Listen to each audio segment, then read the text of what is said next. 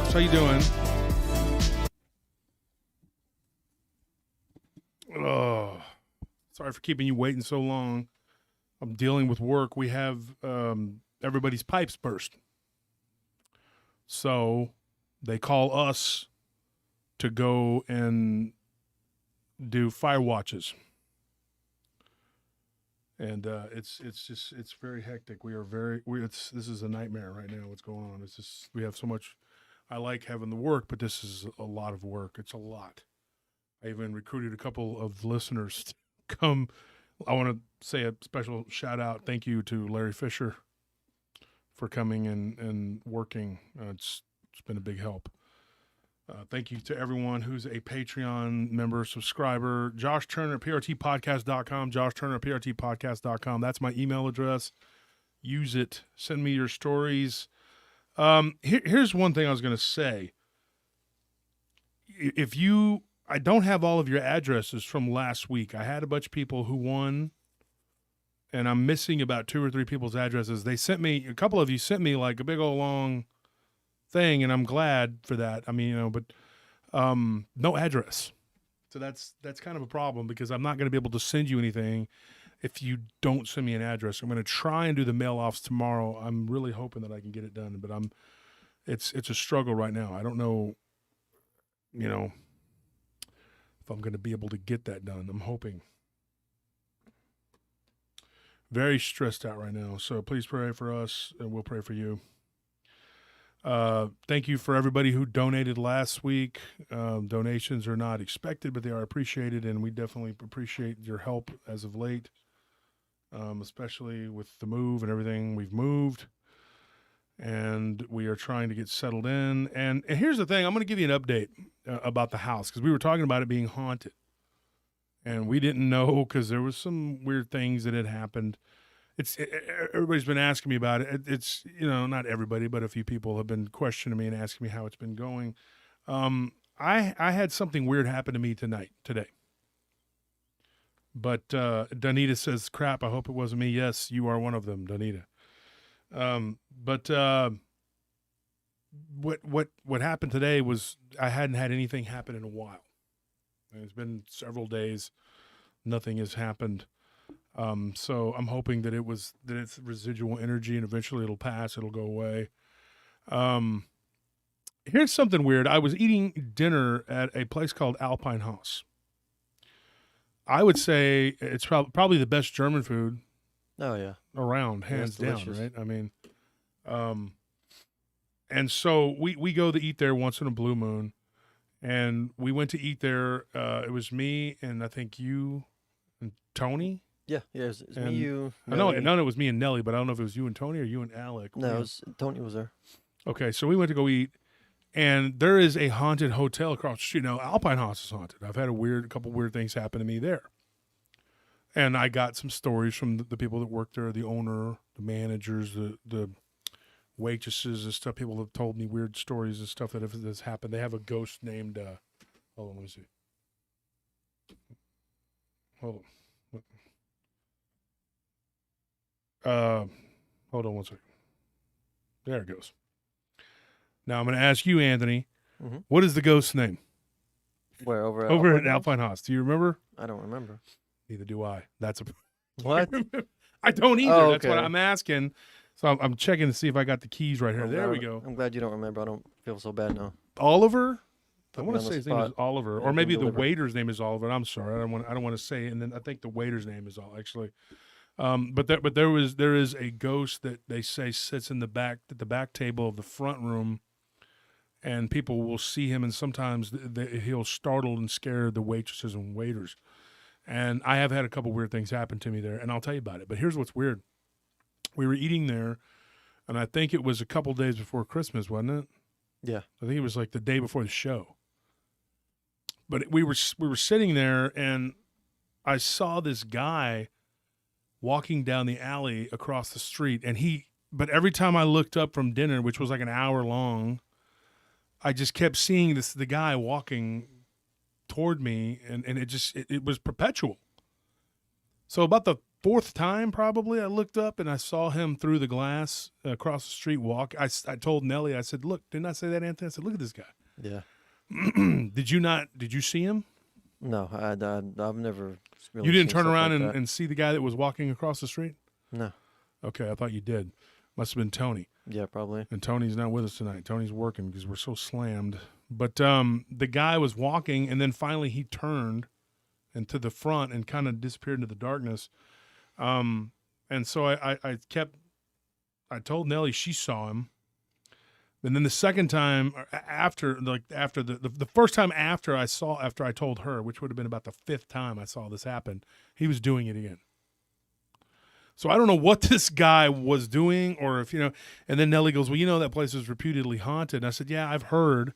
I don't know anything. It's a hotel right across from Alpine House. Maybe you can look it up. I don't know. Yeah, I can find it. Look it up and see what it is. It's a really and if beautiful building. Maybe Tony's in the chat. I don't have any of my Alec, do you have the group text thing? Can you hit up my I got it right here.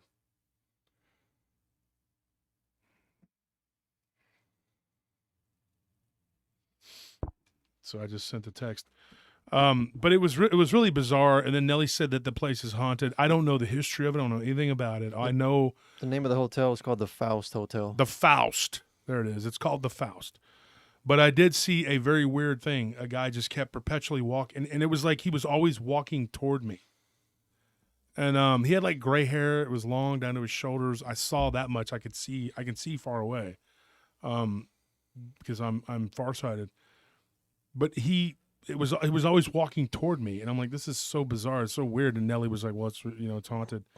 I don't know the story behind it. I don't know the story behind Alpine House. I know it's haunted too. But here's what happened to me at Alpine House. Several years ago, when I first went to go eat there, the first time I went there, I had an incident where I was in the restroom, or I was standing in the hallway waiting to use the restroom, and somebody was in there making noise. I heard water. I heard a paper towel, like somebody was doing paper towel. Bless you. Oh my gosh! Excuse me.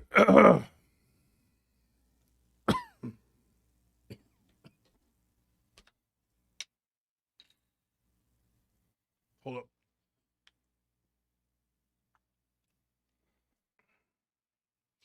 Sorry about that, folks. Something in here is aggravating my son and my allergies. So I was waiting to use the restroom, and I heard somebody in there, washing their hands, using paper towel, everything, and then the door never came out. So I sat there for like a solid 2 or 3 minutes waiting, like there's no noise at that point. And I'm just kind of like, waiting. And I look over and I could see my table. And, I saw my brother and Scorpion and Anthony and everybody was kind of like, and I just put my hands up because I was waiting and everybody was waiting for me. And nothing happened. So finally I just was like, I knocked on the door and there was no answer. So I knocked again, no answer. So then I turned the knob and it was locked. So I went to go sit down and I waited, and I could see the bathroom hallway. So I waited at my table for probably another 5 minutes. Nobody ever came out. So I got up and I walked back over there and I checked the handle and it was open. Never saw anybody come out. I talked to the waitress at that time, which I think this was probably like maybe a couple years before I met Nellie. Yeah. And so I talked to the waitress at that time, which I don't even think she still works there anymore, but her and then a waiter that worked there told us that happened a few times, like this, that they knew about. And that people had been hearing noises in the bathroom thinking somebody was in there. There's nobody in there. I said the door was locked. And when I walked to my table, I know this person didn't walk behind me and come running out really fast. Another time I was walking to the restroom and I heard a cough come from the men's restroom. So I waited for a minute and nobody came out. So I thought, okay, this is happening again. So I knocked on the door. Nobody was there, and I opened it and walked in. And then one time I was in the restroom and somebody was jiggling the handle. And I said, hey, somebody's in there. And I was sitting there getting ready to wash my hands, and I waited for a second, and they jiggled the handle again, and I said, "Hey, somebody's in here."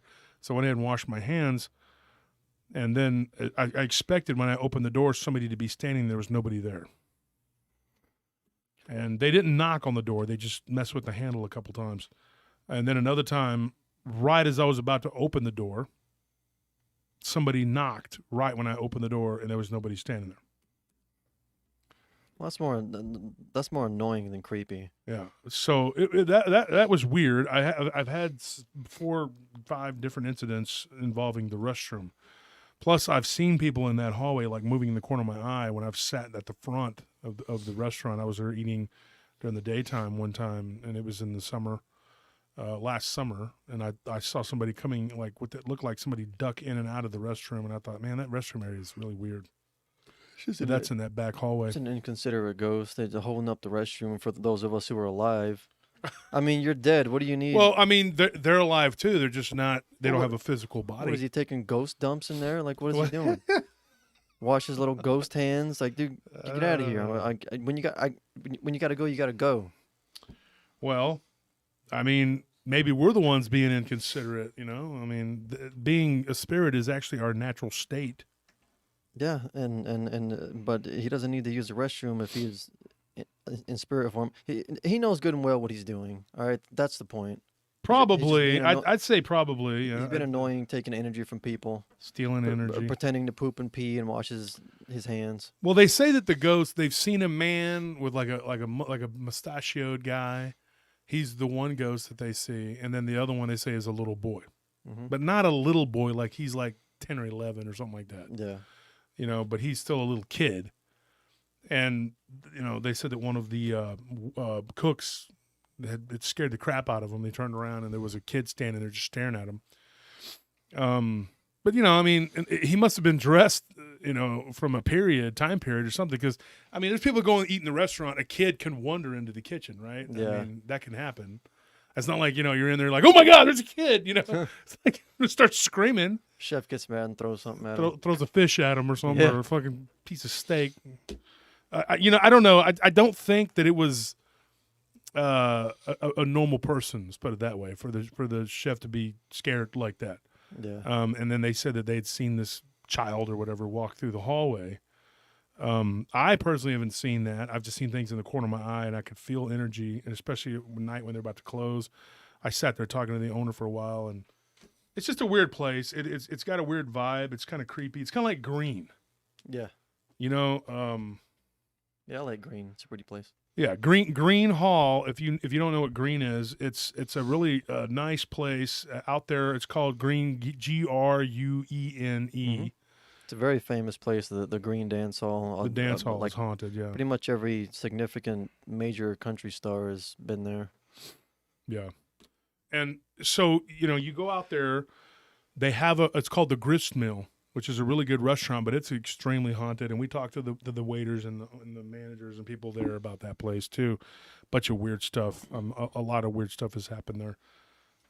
They said sometimes that the windows would open and close by themselves. Like they would. One of them was saying that they had left.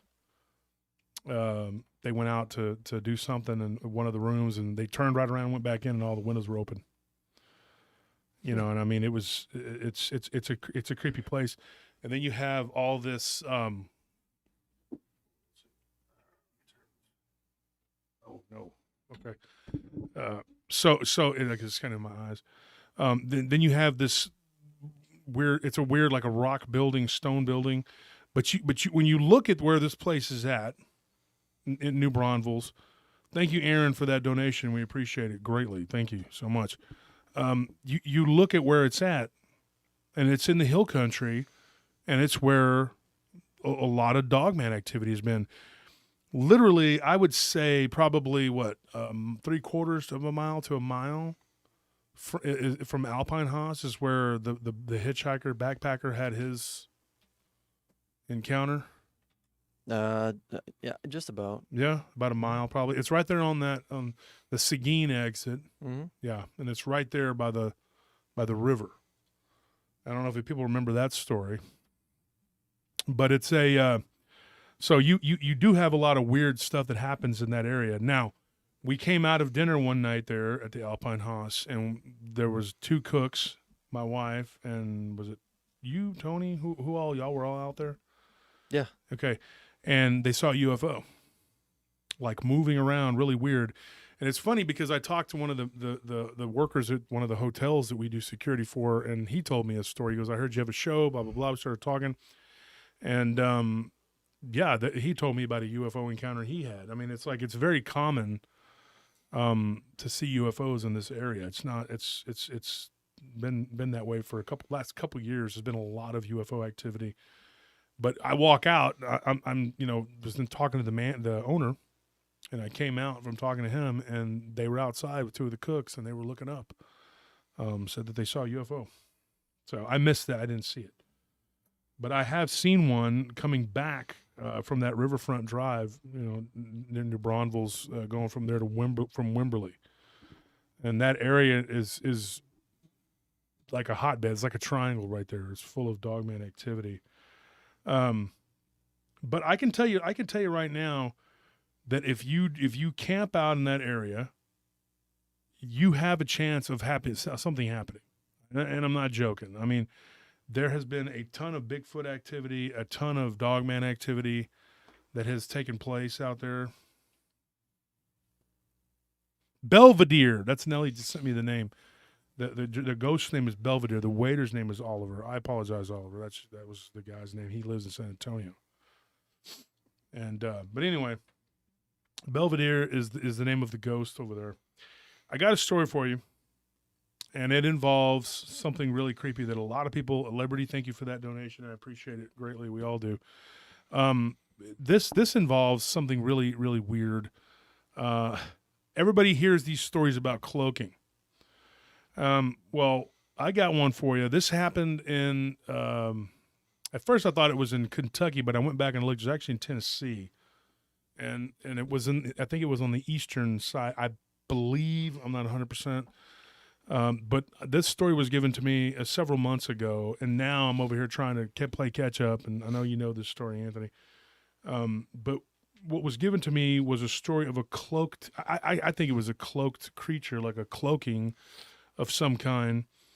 I don't know if it was Bigfoot, Dogman, or whatever, but I do definitely think it wasn't a humanoid type creature. It was a humanoid type creature, but couldn't possibly have been a person. Like some people have said, and they've told us that they think that this cloaking are people that work for the military / government, or they are some sort of, operatives that are using this cloaking ability. And I tell people all the time, the size of these things that they see with this cloaking, it can't possibly be a person, because a person is, let's say, what is it? That person is 5 foot to 6 foot on average, when these things are averaging 7.5 feet to 8.5 feet. So I don't think this is a human being that we're dealing with. I don't think that any of these are. Not the ones that I've been given. I think maybe 2 of all the cases I've gotten or studied of cloaked type beings. They're not human sized.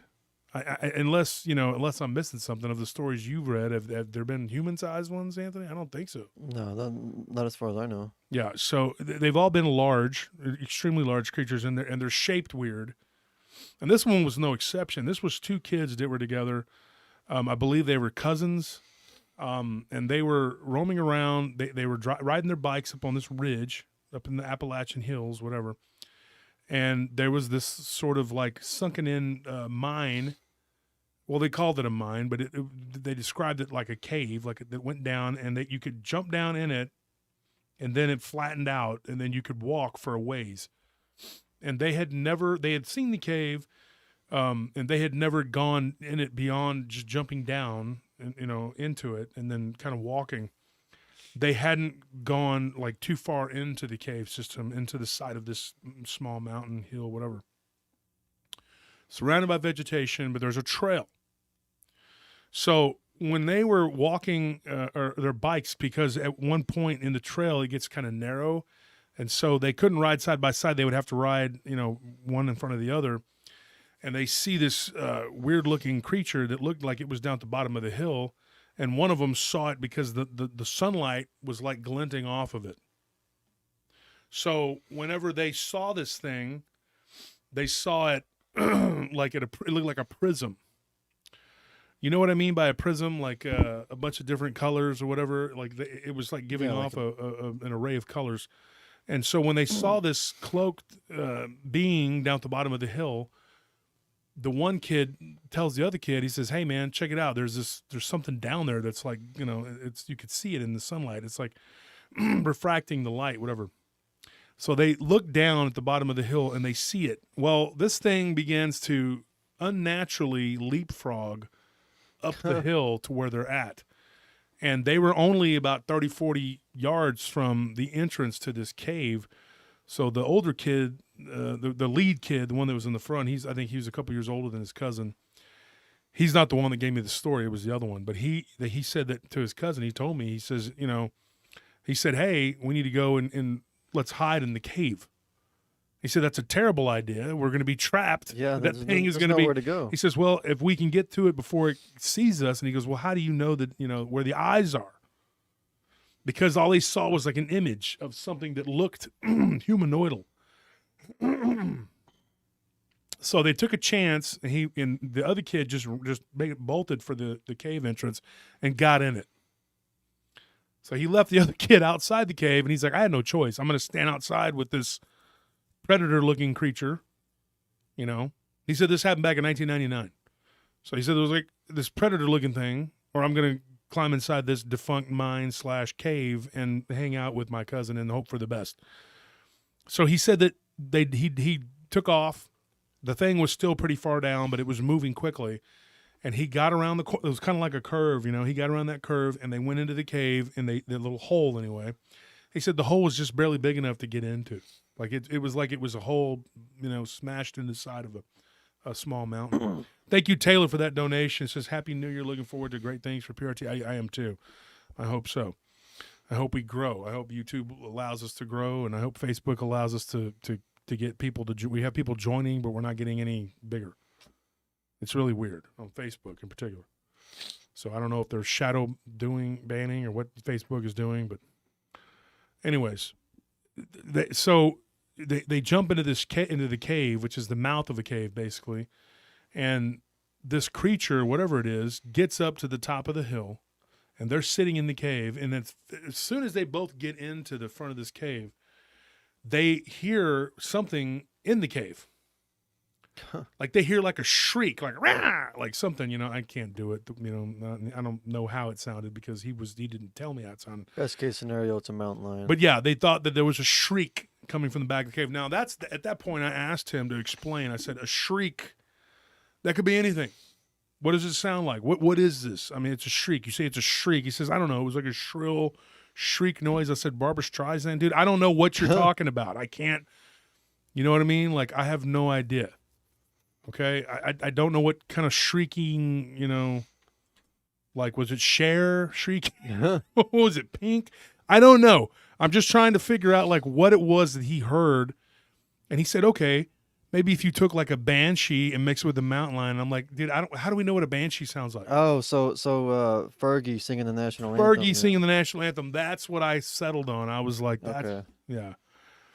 So he tells me that he hears a shriek, a shrill shriek. This is his words. Couldn't really get to the gist of what that supposedly sounded like, but the creature was still out there. And I was like, well, was it the creature? Did it come up to the mouth of the cave and did it bellow into the cave? And he said, no. And at one point they went and they sat down behind like some rocks, and they saw that the blurry looking creature. Said it looked blurry, like pixelated almost, like you would see on like a computer. Yeah. And he said that it looked like this pixelated thing walk in front of them back and forth a couple times. It was dusk. Wasn't quite dark yet. It was summertime, and it was getting late. And they were like, "Dude, we can't stay here all night. We're going to get in trouble. We got to get home. We got to get home before dark." And they didn't have a cell phone. It was 1999. They hear, at this point now, after the shriek, they hear a noise again that sounds like a growl. but it's like a guttural growl, unnatural. Doesn't sound like a dog.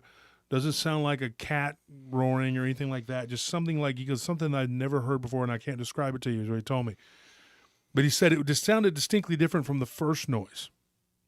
And he said that at one point, the blurry creature got down and was looking into the entrance of the cave. And he said, there's this thing at the front, and there's something behind us. So I asked the guy, I said, do you believe that these things were working in tandem? And he goes, actually, I don't. He said, because eventually we heard like what sounded like a weird language coming from something, like more than one being, like multiple beings were talking in a weird kind of I think the word he used was chopping, like a choppy sounding language. Like with real strong, emphasis on certain syllables and stuff, and that they were coming from the back of the cave, and you could hear them talking, and they were getting closer. And he goes, it wasn't going to be long before whatever was back there was going to get to where we were at. And it didn't sound like people. He goes, if it was people, then they were some sort of feral animal people that could make weird noises, and it was pretty terrifying. So he was just like, dude, I don't know what that was. He's like, I'm scared to death. And we're both looking through these rocks, and we can see this blurry thing walking back and forth. Eventually, they didn't see it anymore. Like it stopped. It had gone away, or they'd hoped that it had gone away.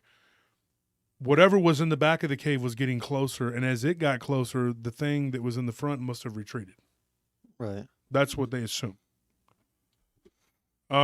So eventually they got the nerve to go, and as these things got closer, they could hear like a growling, sort of a snorting noise. And they were terrified of whatever was back there, because they said there was multiples of whatever it was. They never saw what it was. Yeah, I'd rather take my chances outside with that cloaked thing. Blurry thing, yeah. Yeah. So they climbed up, they crawled out of the hole. They looked around. They both got out. They got on their bikes, and they took off. And they started going so fast down the hill that at one point the kid, the second kid, which is the one that I talked to, who's now an adult, he tumbled. He took a tumble, and he ended up falling and hurting himself. And so and so when he's telling me this, he said, I fell and I hurt my leg, and I was like, you freaking weenie. You freaking weenie. You do the same thing that everybody does in every horror movie. You fall down and you roll around and hurt your leg, and you sit around writhing in agony until and then they can't ever just get up. They gotta stumble around once they get up. like a soccer player. Yeah, basically. Like you just forget how to walk. I sprained my ankle. I broke my foot. Walk it off. I'm Grow old. up. My bones. My bones are broken. It's all in your head. Get over it. Grow up. Right. So here's the thing. My colleague is a little hard on these people. Now he hurt himself. He fell and he tumbled, whatever. So when he's getting his bike, his cousin, who I can't really say I blame him. I wouldn't do this because I'm not a jerk. But his cousin looks back and just tells him to come on and keeps going. So he's over there. Thank you. It says Hugh. Okay, Hugh. Thank you, Hugh. Thank you, Mr. Jass. Jass, thank you for that donation. So his cousin turns around and says, come on, to get him to, whatever. And he's picking up his bike, turns around, and he sees the cloaked-looking creature like going between some trees. And he said it was probably about 30 yards behind him. So he said that at that point he was hurt. He couldn't, his leg was bleeding and he was hurt. So he just said to heck with it, and he started walking his bike. And I said, weren't you afraid that at some point that thing was going to catch up to you? He says, heck yeah, I was afraid, but my leg was bleeding. I was in so much pain. And he ended up having to go to the doctor, and then he had a really deep, it took 8 stitches to his leg was bleeding. But he said they got to a dirt road, and there was a truck going by, and they waved at it. And I'd like to tell you that the truck stopped and gave him a ride home, and that was great. The end of the adventure. Yay. And that's not what happened. Yeah, I don't stop for no one on the road. Actually, the guy pulled up and he says, "Oh, do you boys need some help?" Well, you know what? I never stop for strangers. Nope, I never do. Yep, see ya. And he drove Well, off. goodbye. Well, goodbye. That's what happened. Don't be in distress around me because you're gonna be SOL. So, pretty horrible. They try to wave down a vehicle, and his cousin is already over there trying to get people to stop, and it's not like there's a whole bunch of traffic on this gravel road. And the next vehicle comes, and he tries to get his attention, whatever. Well, they pull over, and it's a lady and her granddaughter, and he's a kid. They're screaming. He's like a 12-year-old kid, and he's like 10. His cousin's 12. He's like 10, and his cousin's like, there's a bunch of boxes and stuff in the car. His cousin jumps in the car, and as they're trying to drive away, he's like, "Wait for me." The lady's just looking straight ahead and then turns around and talks to the cousin and then looks back. He goes, "I'll never forget it." He says, We'll bring help, and he drives off. What? Yes.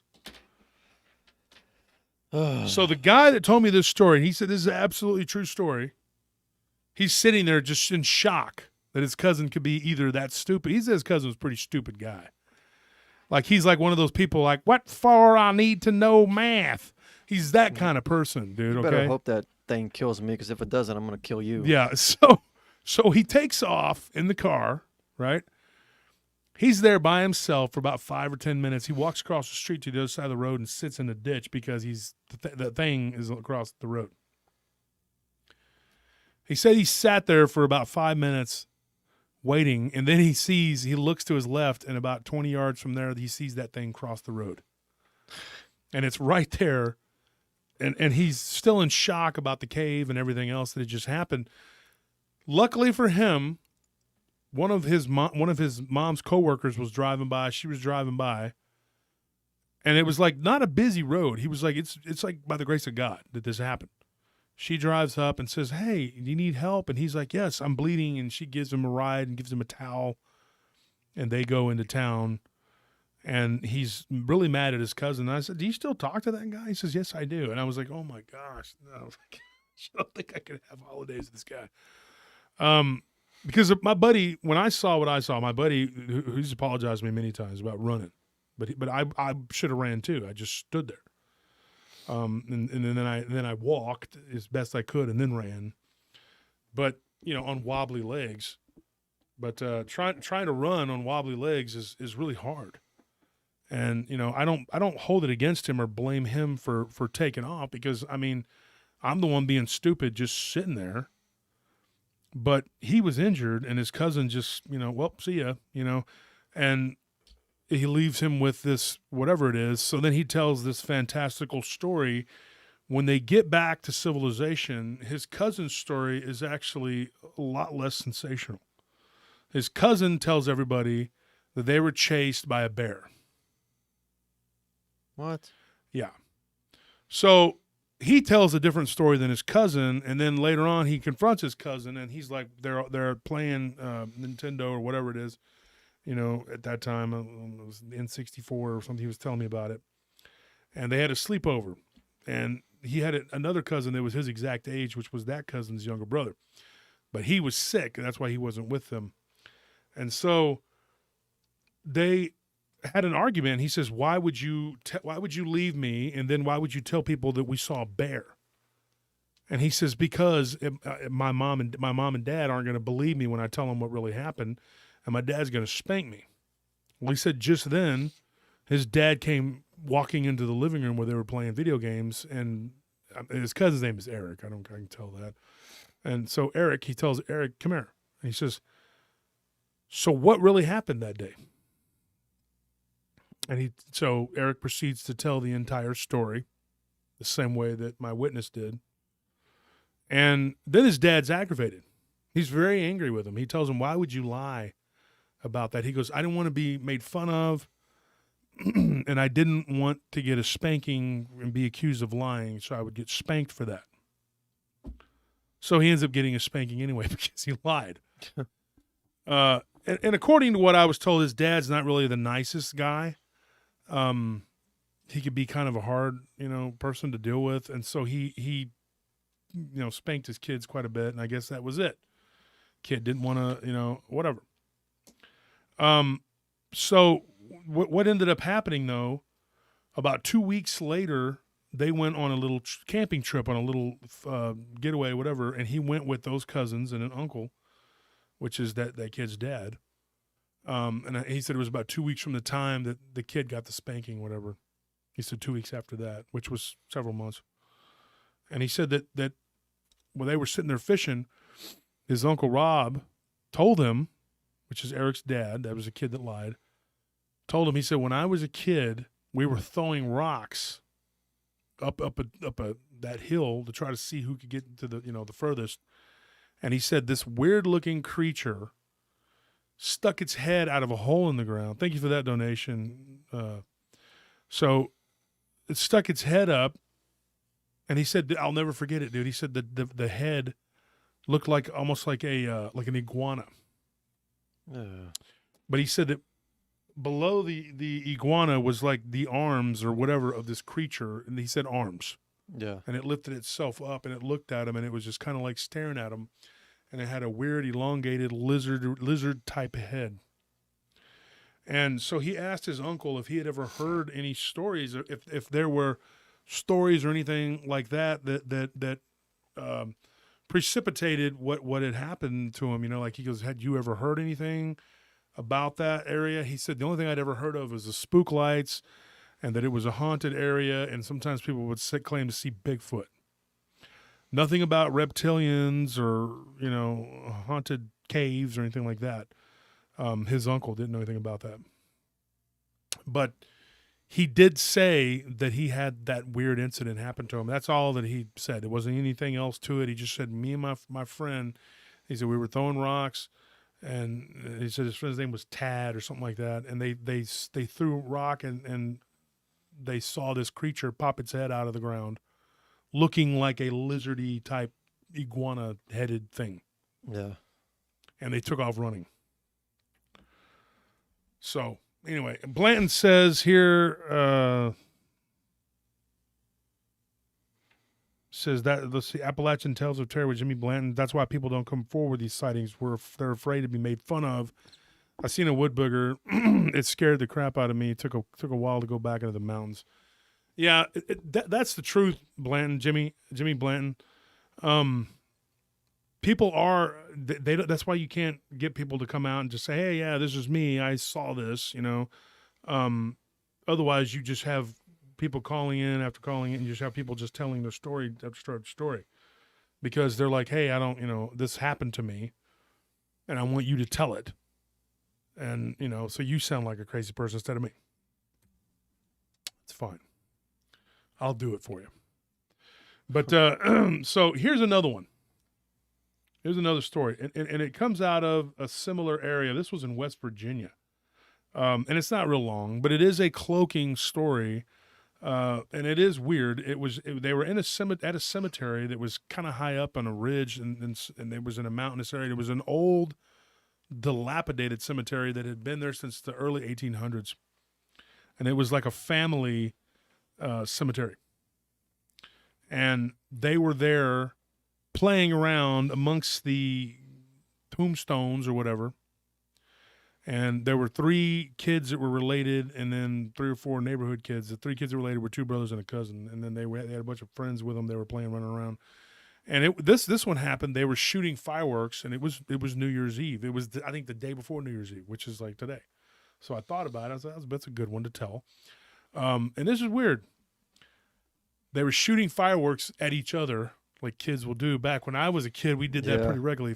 Roman candles and those little chasers. Yeah, and you would just shoot them at each other, and it was all fun. And you throw, or you light those black cats and you throw them at people. Each other. Yeah, and you try to throw them into the other guy's bag so that they could blow up their bag, and then their ammunition's gone. That's what we did anyway. But we did a lot of stupid things.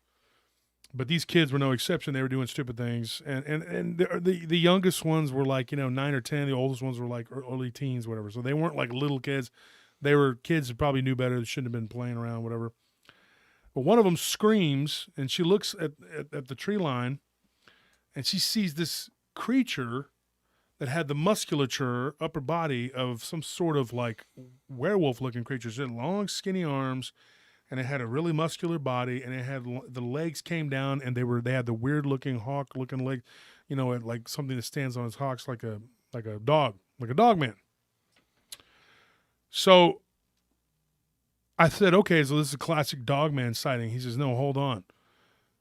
This thing had no head. It was headless. Like they could not ascertain where the head was. They looked and they saw it, and there was no head. It was just a body and the legs, but no head. And he said there was like 6 or 7 of us, and we all saw it. Now, before you start going like, whoa, that's weird. What is that? Never heard of anything like that. I have. I've been told on several occasions that people have seen Dogman and Bigfoot where they can't see the head of this creature. That one was a little more creepy. They gave a full-on description of it, and it came through the fence and began to walk amongst the tombstones. And they said it had these weird-looking feet that kind of like went straight up, and they had these big paws that came down on the bottom. And it was just walking, and it started walking toward them really fast. And the way it was moving was not in a running motion. It was walking, but it was catching up to them. Kind of like on Friday the 13th when they run. Oh, and yeah, Jason still Jason's catches just them. kinda- Like it doesn't matter. He's walking, Yeah. and they could be like running like Jesse Owens, and they're still going to get caught Yeah. because somehow Jason is able to walk faster than any human being can run. We don't know how he does it. We just know that through the magic of movies, he does. And so, anyway, that didn't happen with this. They all got out of there and they ran. Some of them had bikes, and so the other kids just ran, and they got out of there that cemetery. But it was up in the hills, and so that story right there is a freaky one. But I have more than those, and just that one headless one, because it has happened more than just once or twice, where we've been given a story where a creature didn't have a head, or you didn't see a head. I've even had a story where someone saw partial, like it was a Bigfoot story, and they just saw like part of it. Like it was like this part of its body, of its head and its body and its arm were gone. You couldn't see it. It wasn't cloaked or anything. It was just gone. It wasn't there. And it didn't look like it had been injured or something and half its head was blown off. It was just there. And that happened up in Washington, near Olympia.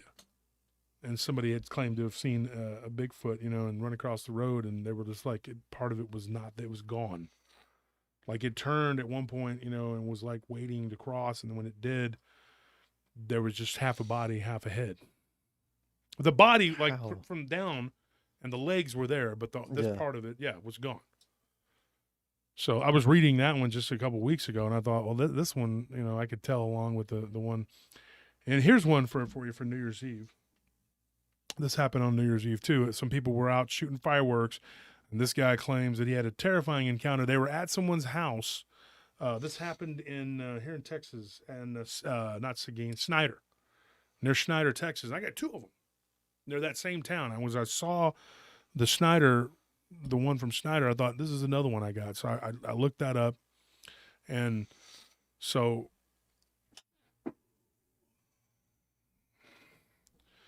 So I looked it up, and I found another one from Snyder, or from right outside of there. And it was weird. They were 2 back to back, so they had been filed together. The first one was they were shooting fireworks about 10 years ago. This happened, like I think he said, in 2013. So it was 10 years ago. And let's see if I'm on the right. Hold on one second, folks. I want to make sure that I'm...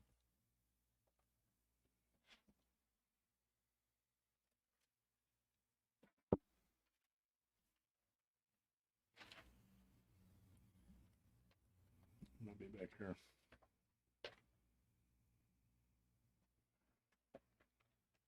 I'm pretty sure that's the same. It's the same town. Okay. Anyways, I wanted to make sure, but I can't find the story right now, and I don't have my glasses. I can't see.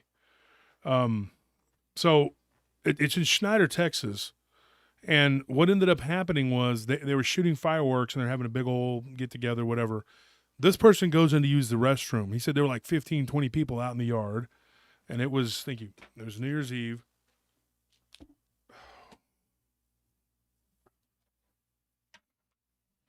Folks, can you hold on one second? Give me 1 minute, and I'll be right back. Hold on 1 second.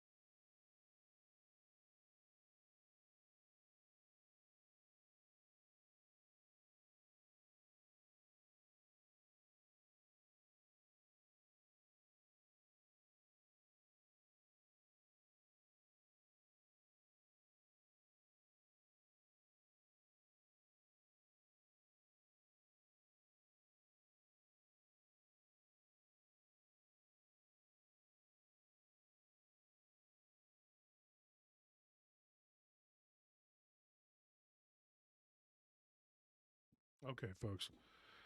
Sorry about that. We lost a few people, but oh well. So it was a New Year's Eve party, and they were hanging out and they were doing what they were doing, blowing up stuff, whatever people do on New Year's Eve. And they decided he needed to use the restroom. He decided to go inside, and he had to do. It wasn't one. They were out in the country, so you're thinking, hey, why did he go? Why didn't he just go around the side of the building? No, he had to do the other one.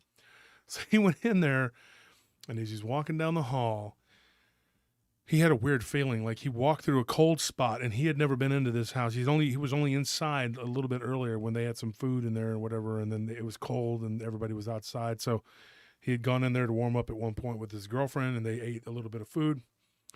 And then he said that we came back out, and he said that he walked back in, and he said that I believe this was, I believe it was in south of the city of Schneider. But anyway, he said that he went back inside, and he had to go to the restroom, and he saw this thing standing at the end of the hallway. For a split second, he thought it was just a person wearing a black coat. So he said, "Oh, startle me," and he just went inside, and he thought, when he went inside to use the bathroom, he couldn't. He had to go. It was like it wasn't like nature calls. It was one of the things where he couldn't go. You know what? I feel uncomfortable. I'm not going to use the bathroom here. I'm just going to go back outside because I saw something weird. He saw that when he started to realize when his mind kind of snapped to. He's like, dude, he'd been drinking, but he's like, dude, it wasn't a person. There was something wearing black, almost like a trench coat or a coat, but he goes, it wasn't a human being. And he said that while he was in the restroom and there was nobody else in the house with him, it wasn't a real big house. They said it was just like a normal 3-bedroom house, whatever. And he said that he heard something scratch on the door. Now, they had a dog and 2 cats. So he was like, okay, it's one of the cats. So he does what he has to do. He hears everybody right outside, yelling, screaming, blowing, popping fireworks, whatever. Everything's having a good time. He comes out of the bathroom, and every fiber in his being, he said, every fiber of my being was telling me not to look left. Don't look. So he goes, so I didn't. I just turned and I kept walking. And he said, whatever it was had moved to the like slid across the wall, not making any noise. He said it didn't make any sound. And he looked down and he saw black, elongated feet with like 3 toes on each foot. Ah, gross. That were like clawed. And so he thought, he closed his eyes and he opened them and there wasn't anything there. So he walked out really quickly. He said, it was terrifying. He goes out and he talks to his friend, and he asks him. He told his friend, his name was Bo. He says, Bo, do you get your cats? Do they scratch on the door? Because he was hoping against hope that maybe he was just, drunk. And he says, no, our cats are declawed. And the dog was outside running around. So at the end of the night, when everybody was leaving, he had told his girlfriend about it, and his girlfriend was very spiritually in tune to that kind of stuff. She says, yeah, when he told her about it, she says, yeah, there's something in that house that's demonic, and it hangs out in that back bedroom. So at the end of the night, his girlfriend started talking to his friend Bo and his girlfriend. And so she told him, she says, you have something here. When he told them the story, and they're like, yeah, we've been dealing with this for a while. That's why we don't want a bunch of people running around inside the house. We're not trying to be inhospitable, but there's something there. And they had children that they got, I think he said every other weekend or something, they had 2 kids that would come over from his previous marriage or whatever. And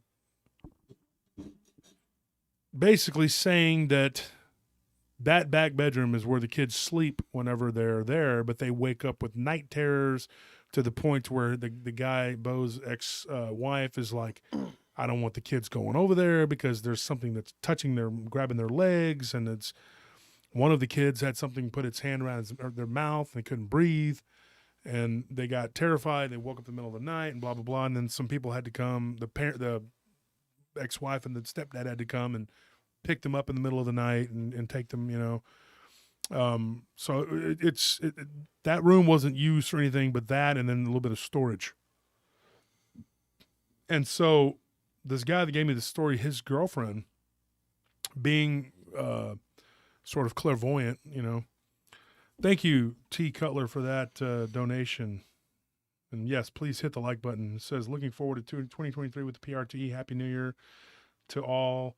Let's all hit the like button. Close out 2022 with Josh and family. Thank you so much. But anyway, I appreciate that, Cutler. So this thing, whatever it was, when they were talking about it, they got hit with this overwhelming stench. You know how you get like a smell? It's like there's a smell, and they're like, what is that? It smells like something dead. And it was just, when I questioned him and asked him to describe to me what this creature looked like, the message, and like he messaged me, and we didn't even speak. He just messaged me and he told me that it looked like just like a figure, He didn't remember seeing any eyes or anything, just a black figure. But he specifically remembers looking down and seeing the feet with the claws. And I used to have a friend of mine who saw something similar to that in Westlake Hills out in the woods. There was like this creature that looked like, I don't know, he saw it, he was walking by, and he saw it sitting there are standing there, and he goes, I tried to ignore it because I knew it was like some sort of ghost or demon. And he's like, and I ignored it, and I looked down, and all I saw was like these weird looking feet. But it wasn't like that. They were more human looking. This thing had like demonic feet. And I said, there was a bird like, and he goes, no, dude, I can't describe it. It's just like If it's really skinny, narrow with 3 toes. like toes or like claws, like talons. I'm asking. Okay. Let me go back to me. Good question, because I don't know. Okay. That's all I know is what he wrote. Yeah, you because know? 3 toes. I didn't speak to the guy, so I don't know. Because when you said 3 toes, I imagine like bird feet or like reptile type feet or something. I asked that, and he couldn't give me an accurate description, and I didn't feel like going. Folks, I guess I was being lazy. I didn't feel like going through Barton's book and trying to find something that looked like, hey, was it this? Did it look like this? Or did it look like this? Or what is it, Boggy Creek? Like, what's it, like Lyle? I guess I could have asked Lyle. I've been like, hey, what are you doing? I need to ask a question, and which I've done that before, but I didn't do my due diligence, I guess, because I don't know what it was like. I mean, that's what happens. I'm very, very tired, folks. Yeah, this month's been pretty crazy for all of us. This has been one hell month. Like absolute hell month. After the first of the year, everybody says, oh, I got a New Year's resolution. I'm dead serious, man. I am going to get with it, dude. I'm going to lose weight. I'm going to get this freaking no more soda. I'm only drinking that because I'm about to fall out. Speaking of, Barton says ice cold Coke and red hot pizza. Barton, that's got to be your New Year's resolution right there, to have a little bit less of that stuff. Drink more Shasta and less Coca-Cola. Actually, folks, go ahead and drink all the Coke and Dr. Pepper you want. Shasta is not our sponsor anymore. Actually, where's that Coke at? Let me see it. Actually, everyone except for Barton, drink as much soda as you can, because the more you drink, the less there is for Barton. Drink it all up, especially in the east, in the southeast. Yeah. As a matter of fact, I'm going to start drinking more Coke and eating more pizza, so that Barton there's the supply for Barton dwindles further and further. And you flaunt your skinniness in front of me all the time. It's like, yes, I have to eat low sodium. I got to have something over you. Well, you have that. That's like the biggest thing ever. I'd rather look like him or you instead of, I could eat whatever I wanted. Okay, but you're stronger. You're really strong, and you're really fast, and you can talk to people really well. So there you. Oh, okay, I didn't say that. I'm throwing that in there because it's part of it. Okay, it's part of it. You're pushing it. Okay. I think I'm good looking. My mom told me I was. I'm the standard for good looking in this family. I don't know what you're talking about. Like on Arrested Development, Buster. Mother. No, we're not. Didn't have a weird relationship with my mother like Vince Vaughn and Psycho. No, no. But when I lose weight, I feel better, and I don't eat sugar. Whatever. I didn't want to. I promise you, I'm not gonna drink all this Dr. Pepper. I just need to wake up. I need something with caffeine. Dr. Pepper has more caffeine than Coke. That's the truth, and it's from Texas. Yeah, Anunnaki Bro says, can't believe a 12-pack of Coke costs $8.99. God, are you kidding me? Good. Oh, boy. As a matter of fact, I hope it costs $12.99 tomorrow, and even more and more after that. I can tell you this, though, dude. Drink water. Gas is the cheapest in the country. Our gas is $2.29 a gallon. Yeah. And people are like, well, Awesome. That's crazy. Oh, that's because of blah, blah, blah. No, that's because we're Texas. It's as simple as that. Yeah. We have it. Instead of giving it to everybody else, we should just be using it ourselves. If we weren't connected right now to the rest of the country, we'd be in great shape. Do us a favor, though, if you're watching, don't tell your friends in California about our gas prices. Yes, we want you, the PRT people, to move here. Yeah. We'd love to have you all live around here. Yeah, we're cool with y'all. If you're don't a tell fan of any us, of your friends and family who don't listen to the show. Yeah. They can stay where they're at. We don't need them coming to Texas and doing whatever it is that they want to do. You should tell them that Texas is backwards and smelly and nasty. And everybody here rides horses and is cross-eyed and dips snuff and whatever. Let them think that, so they stay there. And they're shooting them up everywhere. Stay in the Northeast. Stay on the West Coast. It's awesome there. It's perfect. It's a paradise. Yeah. So you have to balance it out. We have to have the good and the bad, and you know, we right now we're getting an influx of bad. We don't need that. So I'm gonna make a call. Bring on tonight's guest. I'm gonna put on these hot headphones of mine. The things I do for you people.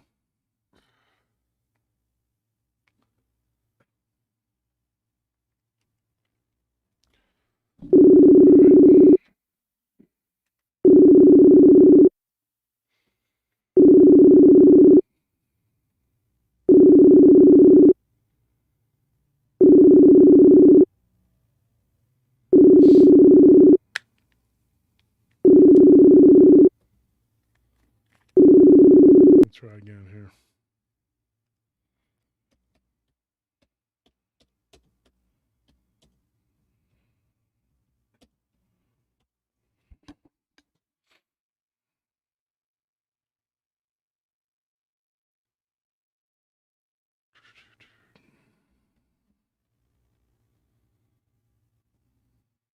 You know, we moved to Fridays, and I don't know if everybody knows that we are on Fridays because people still will message me in the middle of the week and be like, "What happened? You didn't do a show this week?" And I'm like, "Yeah, we did."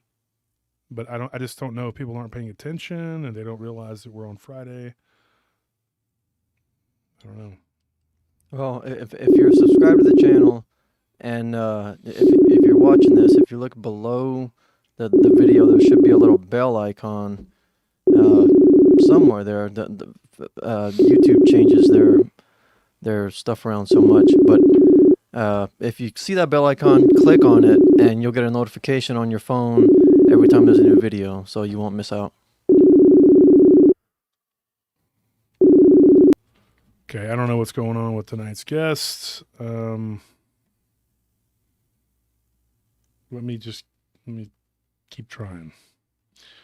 But if worse comes to worse, I'll just tell some stories. I got plenty of them. I just got to look at them and get them going here.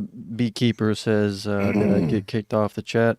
I can see your message, so no, you're on the chat. You're good. What? There's a guy in the live chat asking if you got kicked out of the chat. But if they're kicked out of the chat, you can't see their messages.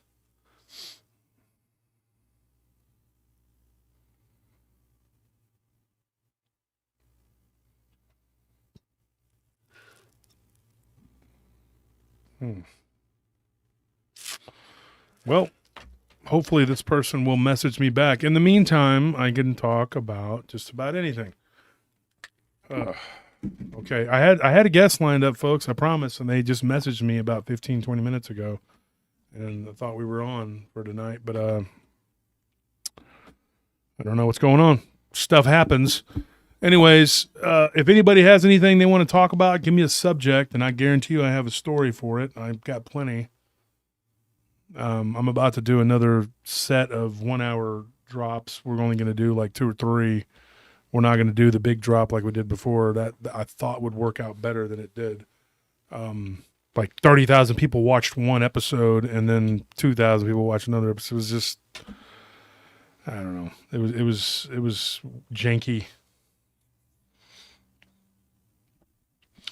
Yeah, Wendy has a point. She says your YouTube still says Tuesdays for the live stream in the show description. You know what? I'm going to have to change that. I forgot. Somebody had told me that last week, too. Thank you for reminding us of that. Appreciate the heads up on that, Wendy.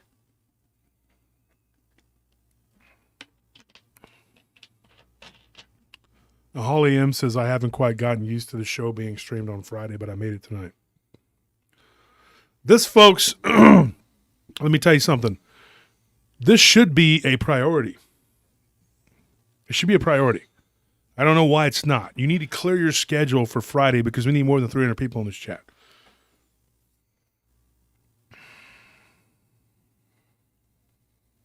Yeah, your kids can wait. Yeah, kids are kids. They'll grow up. They'll be there. Your elderly relatives. We're not telling you that.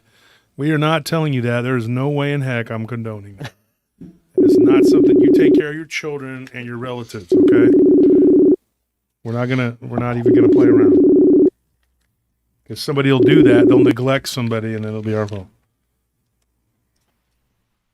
Hey. Hey, are you there? Yeah.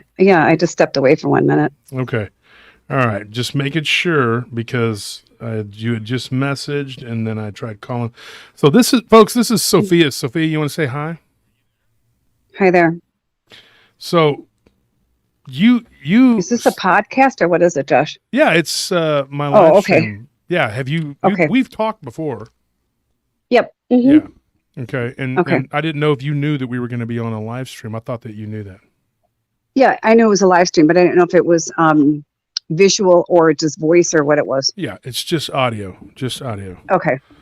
Good. Okay. So Sophia, That makes a difference. Yeah, me and you've talked before, and you have Correct. a story. You had something really weird happening on your property, and I know you've been on television. Do you want to jump right in? You want to talk about that, or do you want to go from the beginning, or what do you want to do? No, that's fine. Yeah, that's fine. Obviously, I can explain who I am. My name is Sophia Bierman. I'm a psychic medium. I've been on the Travel Channel. I've been on Josh Gates. I've been on IMB TV, and believe it or not, I've been on a show called In Search of, unbeknownst to me. And I guess I'm pretty well known in France because they like the werewolf over there. Werewolf of London, believe it or not. But I have had a couple of incidences with the Dogman, which I refer to it as the werewolf. And it was on I think it was a Friday night. It was July 14th at 1:30 in the morning, and it was a full moon. Really? Yeah, my birthday. There you go. 14th, yeah. Quite an incident, huh? It was me. I'm sorry. Go ahead. Well, I should have got my BB gun. Sorry. I do have one with one of those CO2 cartridges. I'm impervious but I went out to your there. silly human weapons like BB guns. Well, that's what I use. Wait till I get a real one. But I live out in the country. I live in Heartland, Wisconsin. And, I didn't want to come forward first because of people's beliefs. Let's put it that way at first. And then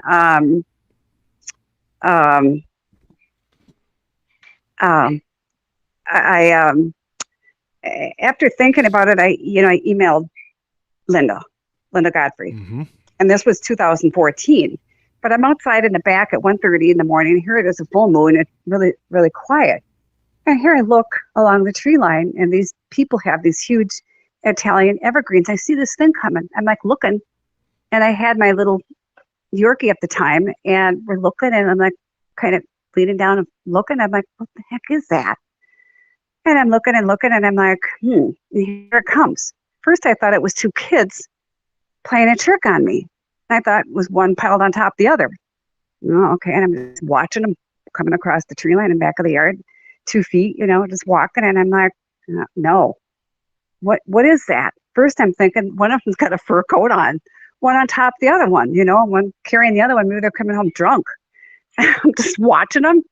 I look down at the dog. She looks up at me. Okay, we keep watching them. All of a sudden, the moonlight hit them because it came out of the tree line. I'm like, what the heck is that? I was taken back by it, and I'm just looking at it, and oh my God, that's a creature. I almost lost my breath. So I'm just watching it yet. And then I got full picture of it. I'm like, oh my God. But, I grew up on a farm. We heard all kinds of stuff up there. So then I see it. Got a hairy chest, full hairy chest, big, like muscular. And then its arms were down past its knees. And it had canine legs like a wolf. And they were bent. And its arms were down past its knees. And it just kept walking up on 2 feet. I mean, stride was big, and it kept walking and walking and walking. And I just kept watching this thing walk across the whole neighbor's property.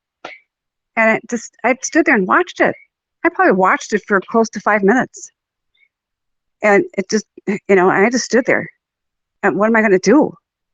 And my dog was standing there too. And I felt like I was stuck to the ground, like I couldn't move and like I'm vibrating. But I'm standing there watching this thing. And then it got between two houses over here. And I was going to say, hey, and I couldn't get my words out. And I explained to people before that I come from a family of 10, and I'm Jeez. number 9. Yeah. And, you know, I grew up, like I explained before, I come from a family of 10. I have a twin sister.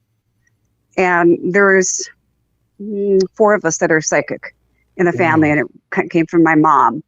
And her mom had it too. But my twin sister and I used to communicate like this,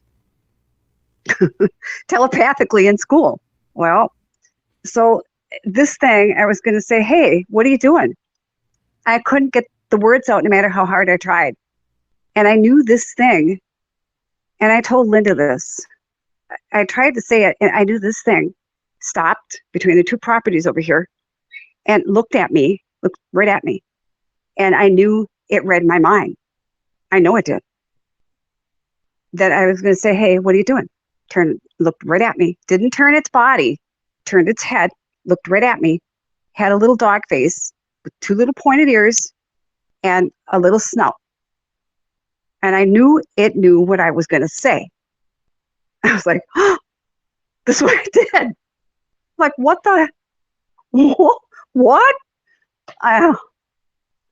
When you said it communicated with you telepathically, Sophia, what did it tell you? What did it say? I knew it read my mind. It's just like, you know, it said to me, I know what you said, or you're going to say, you know, and I'm like, oh, it freaked me out because I only had that experience with my sister, my twin sister. And for someone else to be able to communicate with me, it freaked me out. You know, and I just like, oh my, it took my breath away. I almost couldn't breathe. I've never had that with somebody else before, and especially an animal. Well, I mean, you say it's an animal, but I mean, it's giving you telepathic communication. Right. Do you feel like it's an animal? No. Me neither. And no. And I don't think they are, because I did some research here later on with other experiences that I had with spirits. Because I did some research, like I said, I apologize for repeating myself, but it's just because I'm a psychic, as I'm growing older, my abilities are so strong. And my sister was here the other day too, and she doesn't like it. She has it too, but I'll get into that later. But it's just, it's weird. And obviously that Teresa Caputo's, I think she's my age too. But as we get older, our abilities get stronger as we age. Mm-hmm. You know, when I was younger, it started out when I was about 5 or 6 years old when I first saw things. And I didn't forget them. But I'll get into that as I get through this story. But, you know, I saw the thing and I knew it read my mind. And it turned around and it looked at me and confirmed what I was going to say to it. And it turned around and just boom, boom, boom, walked up through the two properties and disappeared. But when the full moon was out, usually in the summertime, it was hot out. You know, and kids are out playing yet at 1:30, you can hear the crickets. I couldn't hear anything. Everything stopped when this thing appeared. Not that I was like in a bubble and couldn't hear anything, but because this thing was around. And how tall was everything it? Just boom, about 7 feet. Yeah. Because when Linda came out, we went out there. I thought, what are you doing? And when she came out, we went up on their berm, back here on the neighbor's berm.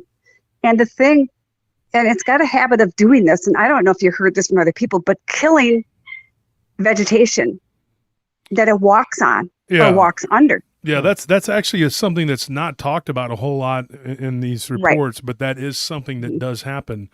Yep. It's like Barton and me talked about it, and a few of the witnesses that we talked to when we were doing our Bigfoot, the Bigfoot and the Dogman seemed to do this thing where they killed vegetation.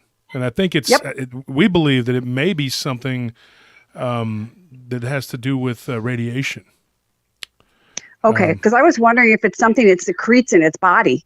Yeah, I mean, because or they weight, vibrate on it's a different... so heavy. Uh-huh.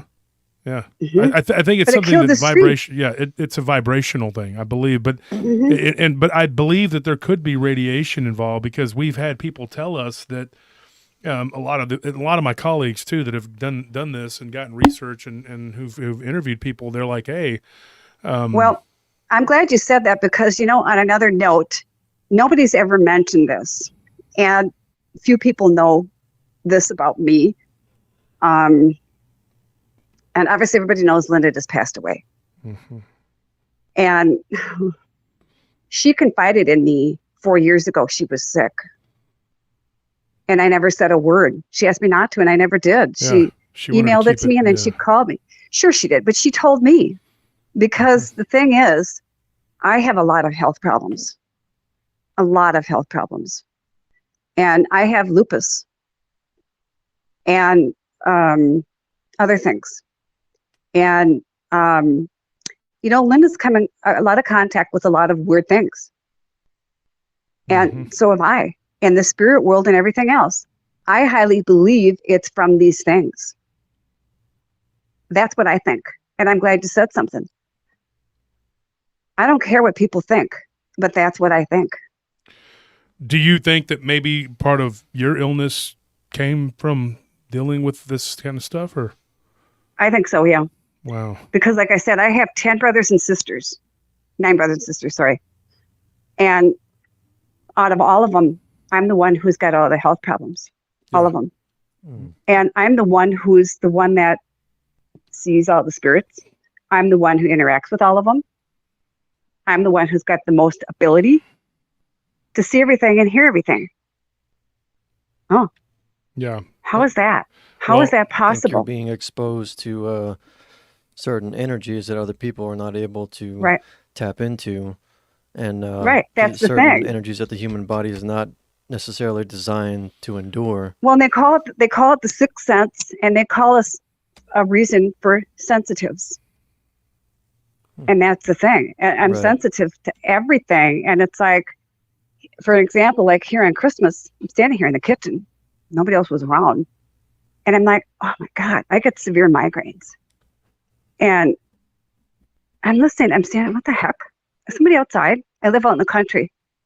And I'm like, no, look out the window. Nobody out there. I'm like, okay, well, the TV's not on in the living room. What the heck? I'm hearing all these people talking. I'm like, oh my God, shut up. you know, Right. it was so bad. I was getting a migraine headache. Oh, I'm like, man. oh my God, because sometimes I got to go lay down. It gets so bad, I vomit. And you're And then I'm like, I'm sorry. I Go ahead. turned on my Vox box, So I put it on my Facebook page too. I think I put it as a reel. So I start recording. I said, okay, what do you guys want? You want to talk to me? Yeah. There they are. They just don't leave me alone. My wife it's like, is empathic, and she has health problems, and I believe that a lot of it stems from her See? being an empath. and that's what I'm talking about. Nobody talks about this end of it at all. Mm-mm. So when you At all. Nobody says a word. So when you tap into these things, it's not always voluntary. Is that what you're saying? It just kind of happens. No, they always, they're always around me. They always, all the time. And I have a security camera in my house in the kitchen. And it shoots right through from my living room into the kitchen. And I can see them and watch them at night. They're always here. All the time. My husband says, oh, they like you. Oh. Well, Yeah, well, because, I'm a nice person. I'm a pastor, too. yeah, but there's And, a limit, that's the thing. Leave me alone. Yeah, Let me get some sleep. You want your peace, too. Yeah, but I can't have it. And it's just, I post pictures, and people think people go to heaven or hell. Well, that's their opinion. So if you're a good person, you're going to go to heaven. If you're not, you're going somewhere else. But I think 70% of the people linger, and I can prove it. Right. I can. Right. I mean, how many are around me all the time? They travel. Heaven and hell are just two places, but It doesn't mean But that. that's what we're taught, aren't we? As Yeah. Christians, that's what we're taught. It doesn't I mean don't that they're think the so. only two places on the Right. other side. And you know, I had a guy on my YouTube a couple weeks ago. His name was Josh, and he was from California. And he said, "Can you help me find my brother?" I said, "Okay." And you can listen to it. It's on there. He said, gave me his name. And I said, "Okay, let me try to bring him forward." And I did. And his brother couldn't quite talk, but his brother's friend could talk, Wes. And I'm like, Wes was talking up a storm on my Vox box. Huh.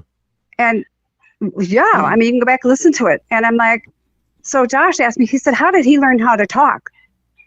And Josh says to me, he said, "Well, you know, I've been to another psychic." I said, "Well, you've been to a phony one." He said, "Well, he told me that Tom," that's his brother's name, "was unhappy where he's at." And I asked Tom, I said, "Are you unhappy?" I said, "If you're unhappy, play some music." Well, he never played any music. I said, "Well, Josh, obviously he's not unhappy where he is because," and it's to each their own. Tom and Wes were partners. Okay. That was their sexual preference. So Okay. whatever. But I could see it. And I said, "Josh, they were 21 years old and they're headed to a music gig. They were playing music. They were like hippies. I could see them." I said, "And they got into a car accident in an intersection, didn't they?" He said, "Yeah, they did." He said, "You can see that?" I said, "Yeah." Bam, they got hit head on. It was almost instant. They were both killed.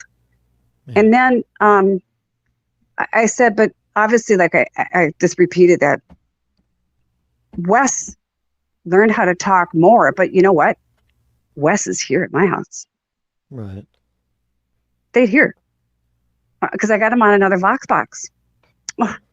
But they were talking constantly on the Vox box, and Josh just disappeared on typing. And I think he was so heartbroken that they didn't want to go to the light. And I tried to explain to Josh, I said, "Josh, they're in another element that's the same as ours, but they do the same stuff. They drive, everything else, and it's not heaven." Because they tried to get them to go, and I asked them, I said, "You want to go?" I said, "You want to stay here?" "Yeah." "There's the guitar music," he says. I said, "Yeah, that's him." Yeah. I can't force somebody to go to heaven if they don't want to. I'm not going to do it. Especially when the spirits tell me, no, they want to stay. I mean, you know, there are passages in the Bible where it talks about spirits masquerading as spirits of the deceased. That doesn't mean that all the spirits do that. And it doesn't mean that everyone that you come across because you is know a what, masquerading Josh? spirit. That's the thing I know Right. too. I've had, if you go look at a short, you know what they are, clips on YouTube. I've had one where I went here, I think it was 2-3 weeks ago. I walked down towards my basement stairs. That's the beginning picture is yellow. And I was walking down the basement stairs and oh my God, my face almost got burnt. So I said to my husband, I said, "What the heck? This wall is really hot." So I went and got my meter in my Vox box and I turned it on and I said, "Who is here?" And then the woman says, "Well, this is God." That's what she said, like arrogant attitude. I said, "Oh, really?" And she said, "Yeah." She said, "We're God." I said, "No, I don't think you're God." I said, "I think you're something else." And then I said, "Who's here?" Then get a load of this. And the guy said, "Well, this is Wes." "Oh, remember Wes?" From Josh. Yep. So he came here. So I said, "Okay." I said, "You know, if there's any evil spirits here, I don't talk to you. You need to go away." So you know what they did? Called me fat. Oh, jeez. "Oh, you can hear it." "Well, you're just fat." I said, "Yeah, well, you know where you can go. Get out of my house." You know something, Sophia? Just I've been being on petty. the phone with people, and I'm not joking. And actually, this literally happened earlier today. And one of the incidents happened, and not the one I'm going to talk about. The one earlier today was just unintelligible. I couldn't understand what it was saying. But I have interviewed people, many people, and I've been on the phone with them, and I can hear somebody talking in the background, or I'll hear like whispering or murmuring or something. And Okay. when I ask the person, what that is, because it becomes intrusive, they're like, Yep. I don't hear anything, or they'll say they thought it was on my end. And, Okay. and so you get this weird, mumbo jumbo Noises. that goes on, in the Yep. background. Yeah. And I Yep. know what it is. Okay. And so, I've had many people who, like, I had one lady whose husband passed away, and she lives out in Lake Travis, and she wants me to come out to her house really bad and check it out. And she has seen her ex-husband in the mirror in their bathroom multiple times. You know what mirrors are? Well, yeah, absolutely. Yeah. Doorways. Oh yeah. Oh yeah. I mean, I'd take that mirror and I'd turn it around. Yeah. They're portals. You know that. Mm-hmm. And I told her, I was like, why is it that he's only being seen Presented in mirrors? in that? Yeah. And so Yeah. Here's the rub too. Like, I have mirrors in the bathroom I'm in now. Unfortunately, our closet is in the bathroom, and the entire bathroom wall is like it's like a mirror, and then it faces the other mirror. And I was like, but I felt nothing in that bathroom. Like, I have no, like, I don't Sensation. feel any sensation. I heard something there one day, but then that was it. And I never, but unfortunately in my study, You have? yeah, I've had some weird stuff happen. Like, I've heard. Do you have any stuff. crosses put up around in your house at all? I do, and we did put some up in the study, but the animals don't like to go in there. We've got one that went in there once or twice, and now she doesn't go back in there. So Do you have any white sage put around? No, I don't. Or do you use any white sage? Mm-mm. See, this is the thing that I tell people too when I help them do this. I burn white sage, and it comes in a big stick. It looks like a big cigar. Mm-hmm. You take a hunk of it, you cut it off. I don't want to agitate it, because sometimes that does agitate, and it just, I don't know. But you know what? They will hide. They will hide in corners. Mm-hmm. Okay, until they come out. This is the thing. You have to get rid of it. You have to confront it and tell it to leave. This is your home. You are not welcome here. I didn't invite you. I already did that. You came on your own. Yeah. Okay. Is there a piece of old furniture you bought? Yeah. Or inherited? Yeah. It's on that. It's on that. Yeah. You've got it in the corners? We've kind of figured out where. What I did though, because I'm real manly, I went around and I was like, "Is there a spooky ghost here? You want some of me, bro?" And I started I know, I tore but you my know shirt what? off though, and I showed it my pets. I went like that, and the ghost. I think it got scared of my toxic masculinity, and it. I know, but you know what? You still have to be able to get it out with this other stuff. That's why I said I knew what it was. But it's really strange. That's what I said. The so-called people call it a gift. It's not a gift to me. It's just, it is. I mean, it's like, you think I really want this? You think you would really want something like this, that it keeps you awake 24 hours? People always think, oh, that'd be cool if I lived in a haunted house. No, or it's it'd not. be cool to see Dogman. No, it's not. No, because I can walk down the street and see exactly what's going on in everybody's house. Mm-hmm. I tell them that too. Well, these people are fighting. Overwhelming. Those people are fighting over there. Yeah. No, it's not. It's just like, God, my brain. Overload. My brain never rests. What do you think about this Dogman thing that you saw? I mean, what do you think brought it? What do you think it was wanting? Do you think it wanted to speak to you, or? Well, obviously it knows I saw it. That was the first time I saw it. And then a year and a half later, I saw it out my service door. And then I let my little service dog out. And I opened the door, and I have evergreens on the other side by the neighbor's yard. And it was a smaller one. And you know how we age as elderly people age, they shrink. Well, this one was like a white color. And I tell people it had mange. Its hair was like chunky. Ugh. And it had a longer nose. And I let my dog passed away this August, Isabella. So I let her out. It was in October. I remember it was in October. It was a year and a half later. And I let her out. And I saw this thing off to the left. And it was standing between the trees on its upper legs again. And it had its arms out. I call them arms, whatever you want to call them. And it had the claws out. I could have drawn another picture. And it had a longer snout. But it was white color. And like I said, it had patches of hair. But it was standing straight up, and it growled at me. I said, "Get back in here," to my dog. And she ran back in the house immediately. I slammed the door shut.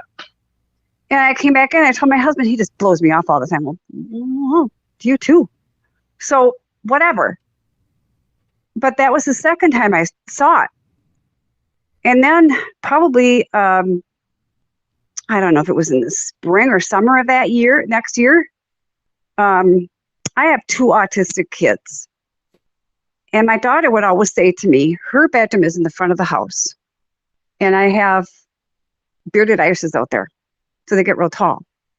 So then that's the picture. I don't know if you watched the Josh Gates movie that I was in with Linda, the last one. I don't think I don't know if you saw that one. Okay. I watched you called the Beast of on Bray one Road. where they had 2 people come to your house and you showed them. It was a That's male the and one. a female. Is that the one with Josh Yep, Gates? that's the one. Okay. That was Jessica and Paul. Yep. Okay. Well, the footprint, I don't know if you saw the footprint or not, but that's right by the front of the house. I didn't get to see And- much of it. Okay, because I posted the footprint on my YouTube channel where they said, oh, let me see the picture. And I handed them my phone, handed it to Paul and Jessica. And the footprint was right in the middle of the bearded irises. And I have no clue how big this footprint was. And it was looking in my daughter's window. Because my daughter Heather would say, Mommy, there's a monster in the bushes. Well, you know, autistic kids aren't of their age. Yeah. Some of them aren't. And she would come and put my arm around her and I'd say, well, I'm going to go beat it. You know what? Mom will take care of it. So here I go out there and look the next day and here's this footprint. Well, it killed, remember we talked about them killing plants and stuff. Mm-hmm. Well, it killed my beard. I went out there, I'm like, oh, killed my bearded irises. After your daughter said she was going to kill it, did you see it again? No. Okay. Well, But you know, the thing is, maybe she took care of it. well, no, after I told her I was going to kill her. I told my daughter Mom will take care of it. Mom, I'll beat it. You know what? Oh, okay. Because I hugged her and I said, Heather, I'll go out there and beat it. You know what? I'll protect you. She said, okay, Mommy. So I went out the next day and looked. You know, I had to walk around the front of the house where they showed it. And here the plants are dead. Big footprint right in the middle. So it was looking in her bedroom window. Right in her bedroom window. Golly, When this thing, Creepy. when this creature communicated with you, well, I guess it's a 2-part question. The first part is, are you able to describe the voice that it used? Like, was it high pitched, low pitched? Was it kind of gravelly? Was it clear? Well, you know what it did? I'm sorry, but there's Josh and this, what is your name? Oh, Anthony. Bubbleless Anthony. Sophia. Okay. What it does, it's like energy. When people communicate, it's energy. So you're just hearing words. That's what it is. Like my twin and I would communicate. We just hear the words go back and forth. Okay, so Like you hear, okay. so It's like, is it it's hard kind of to like describe. is it kind of like the words into your mind, but it's as if you're thinking in your own voice? Is that Yep. an accurate Yep. And description? not in our own voice, but you just hear like, okay. Or, God, I mean, it's really hard to describe because you don't really hear any voices, but you hear like a confirmation. God, it's really hard to describe because our teachers would Yeah, reprimand us all the time. Like they would tell us that we'd cheat on tests. There was a news article too, a couple weeks ago that these 2 twins from Illinois cheated on their medical test. I started laughing. Like, look at this to my husband. I said, look, these 2 twins turned around and sued because they got the same test results on their medical from their graduate studies. Mm-hmm. I said, and they sued. Well, my twin sister and I would get the same answers. We'd be in different rooms.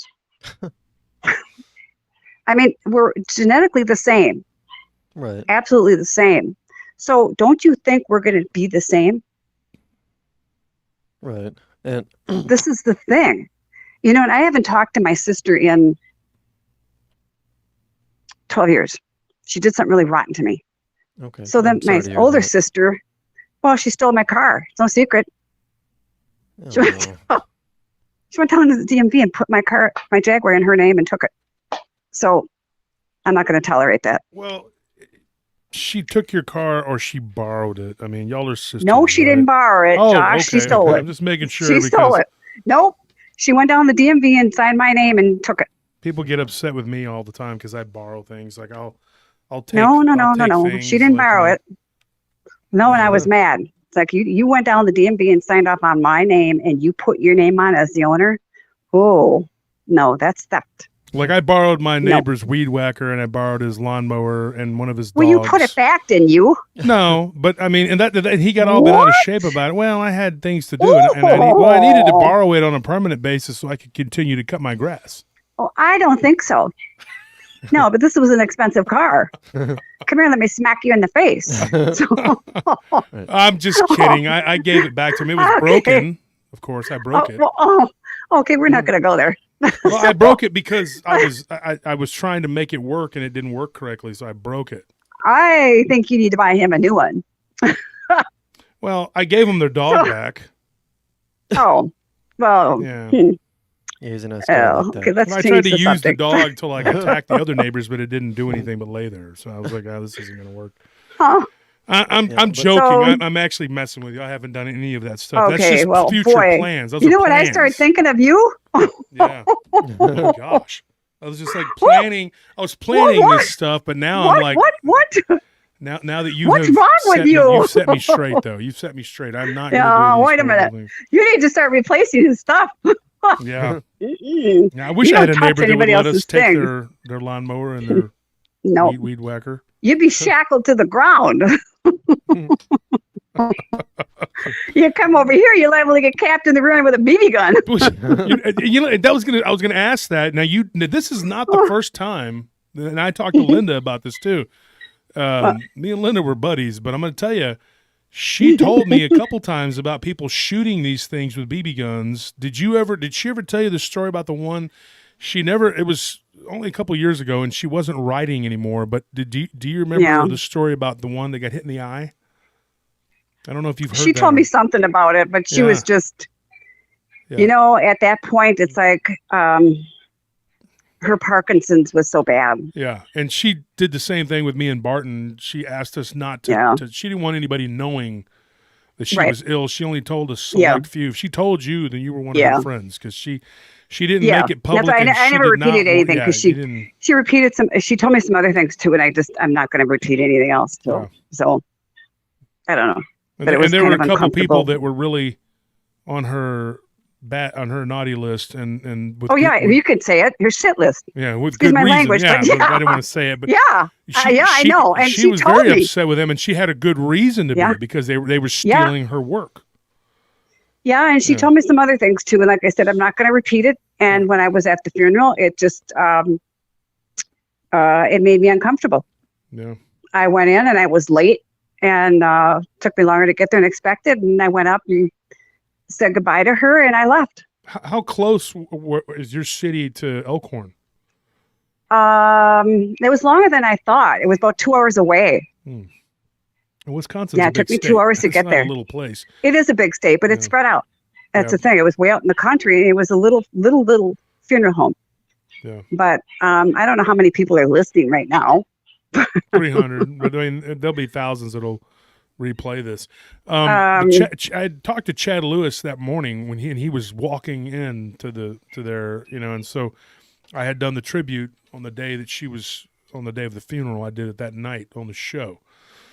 And I had several of her colleagues come on and say their piece about Linda, and she was definitely the person to go to if you had a Dogman encounter. And what I liked about Linda was like her view on it, kind of like what happened to me. Our views evolved from being, hey, this thing could be some sort of flesh and blood creature, to, hey, this thing is probably some sort of entity. And That's what mine did too. Mm-hmm. It can appear like a physical creature, and it can manipulate things physically, but to me, And that's what I think. It's part of the skinwalker.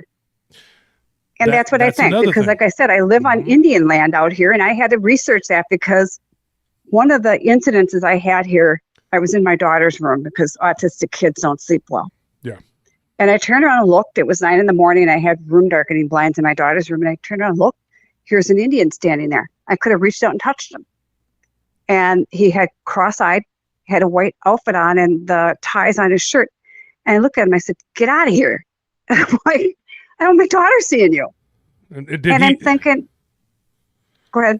Did he left? Yeah, disappeared. Do you think that And it I'm could have thinking, been why what did you this come to Dogman? me? Do you think that was what that was? No.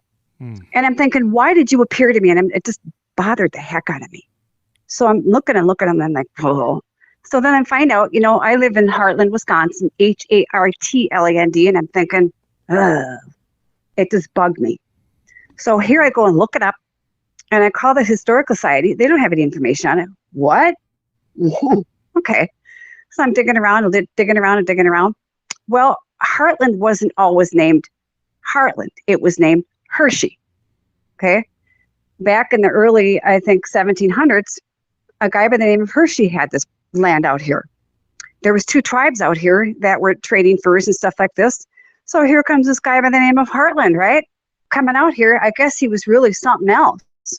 So he eventually stole this property from Hershey. Get a load of that. That's how it became Austin used to be Heartland. Waterloo, and then Stephen F. Austin changed it to Austin. Yeah. But he, telling the Indians, 2 tribes of Indians, and one of them was cross-eyed. Oh, yeah. Yep.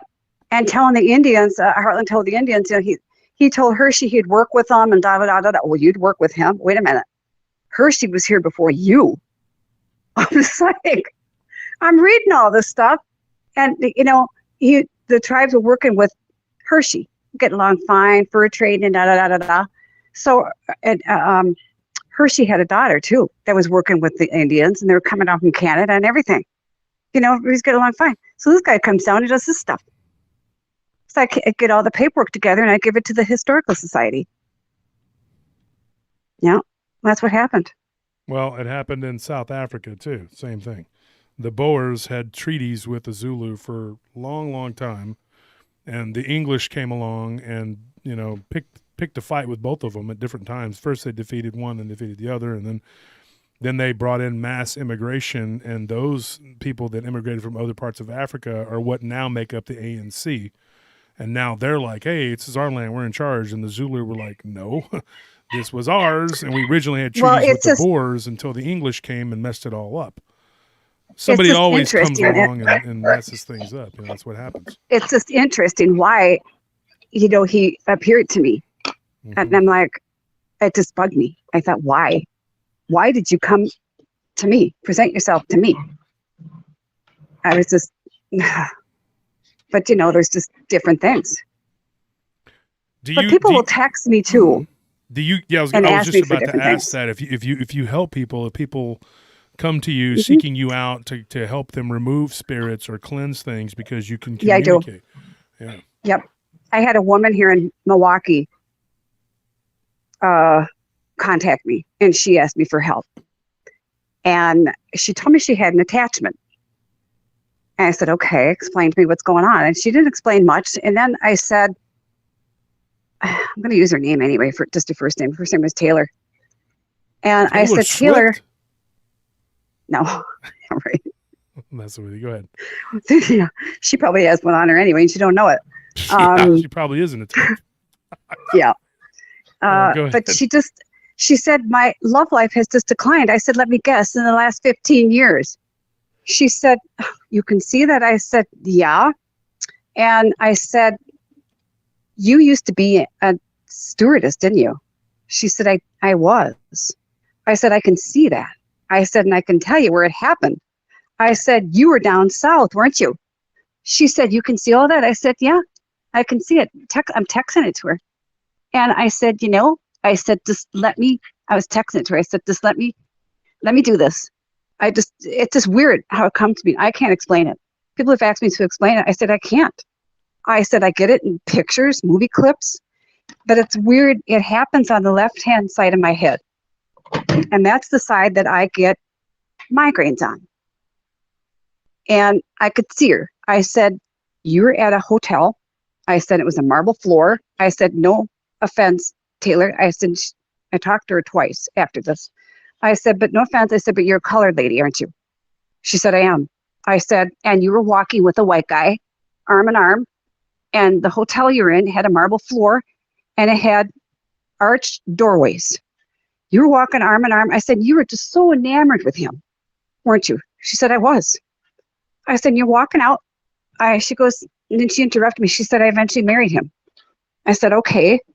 And I said, but you walked out, and you know what happened? She said, what? I said, this is where you slipped up. I said, you walked out. I said, there's a little lady outside. She's about 4.5 feet tall. I said, she had some headgarb on. And I said, sorry, my dogs. Got 2 new service dogs. I'm training them. And Taylor bumped into her. She's a voodoo lady. Outside this hotel, I said, Taylor, you know what you did? I said, you bumped into her and stepped on her foot. I said, she reached in her pocket. I said, I can see her. Reached in her right pocket. I said, she had a dress on. It was yellow, black, and white. I said, she had headgarb on that matched the same colors. I said, and she reached in her pocket and she went, I said, she blew it on you. And she said, are you kidding? I said, no. I said, I can see her. She said, well, how do I get this off me? I said, what we have to do is we have to get a little doll that matches her. Wrap it up in the same material, close to it. I said, we have to bind her hands. We have to get a little shoebox first, break up the glass and glue the glass, the whole box inside, glue it, and then put some black salt in the bottom. Then we have to tell it you were bound for eternity to this box. And then put the box in a plastic bag and go bury it as far away as you can. That'll be off of you. Well, that seemed to be okay for a while. And then when it came down to finally doing it, she didn't want to do it. Well, 2 nights after we got into this with her, because she said, my love life is just horrible. She said, and my ex-husband, he was her ex-husband now after 15 years. She said, he took my daughter from me. She said, he's got the upper hand. I said, this is why more so you have to get this done. I said, because your life is just, you know what? She said, it is. I said, okay. And then I just got done talking to her on a Monday night on the phone. It was the first time I talked to her. I remember that. And I went to bed, sat down. We have a huge house. I went to bed and sat down and just set my phone on my nightstand. Here, I feel a finger. Sorry, that was the second night. The first night, I hear clop, clop, clop in our bathroom. Really? Okay, well, I told Tyler the next day, she sent a goon spirit to threaten me. You know how those old movies, they have those, like those zombies? Mm-hmm. Look, they have like a one eye in the middle, but he had 2 eyes. Into our bathroom.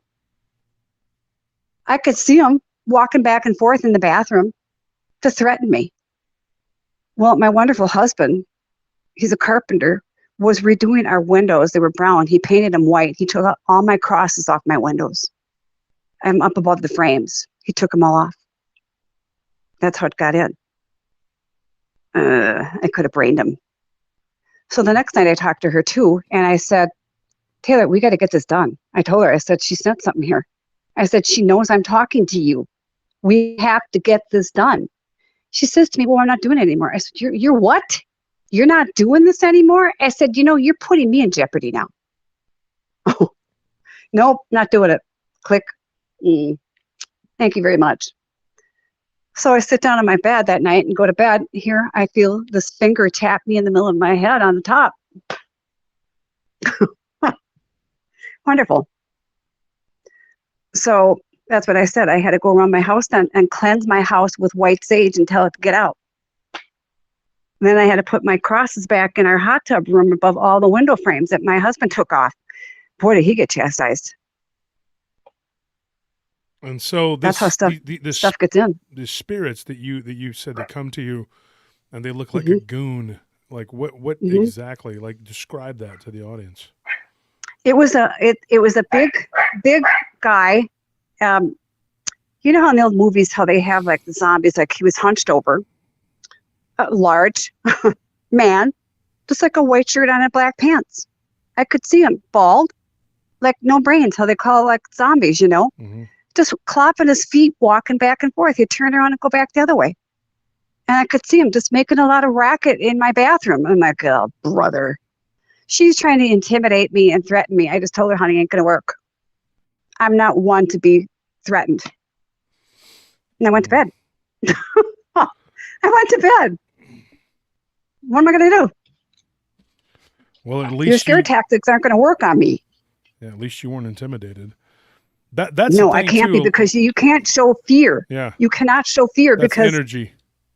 yeah, that's right. And that's what she was doing. I said, because one thing, how people get possessed is by showing fear. Yeah. You know, they play with this stuff, and that's what happened. And I talked to a medical doctor, and I said, you know, a lot of people have a lot of mental illnesses, supposedly. I told him who I was. I said, what do you think? Why do you think a lot of people are mentally ill? I said, do you think they're mentally ill? I said, you think they're possessed? He said, well, you know, that's funny you bring it up. He said, because we have talked about this in the medical field. He said, we think probably 40% of the people are possessed. I said, really? Yeah, or That's a they're thought, isn't it? oppressed, and there's something that is on them that is attached to them that is causing this.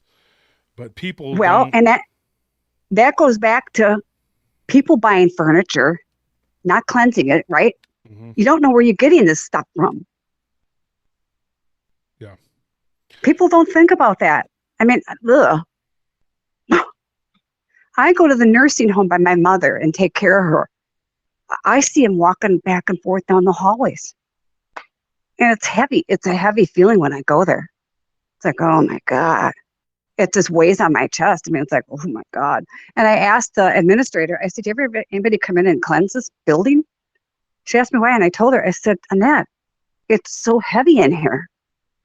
She said, well, we never thought about it. I said, maybe you should. So one of the listeners, Holly, says, I'm feeling intense energy from this guest. My heart is actually beating somewhat fast. I'm slightly empathic, and I am feeling the intensity about the encounters. I don't know how she rests. I don't. Yeah, you don't? You don't ever get any rest at all?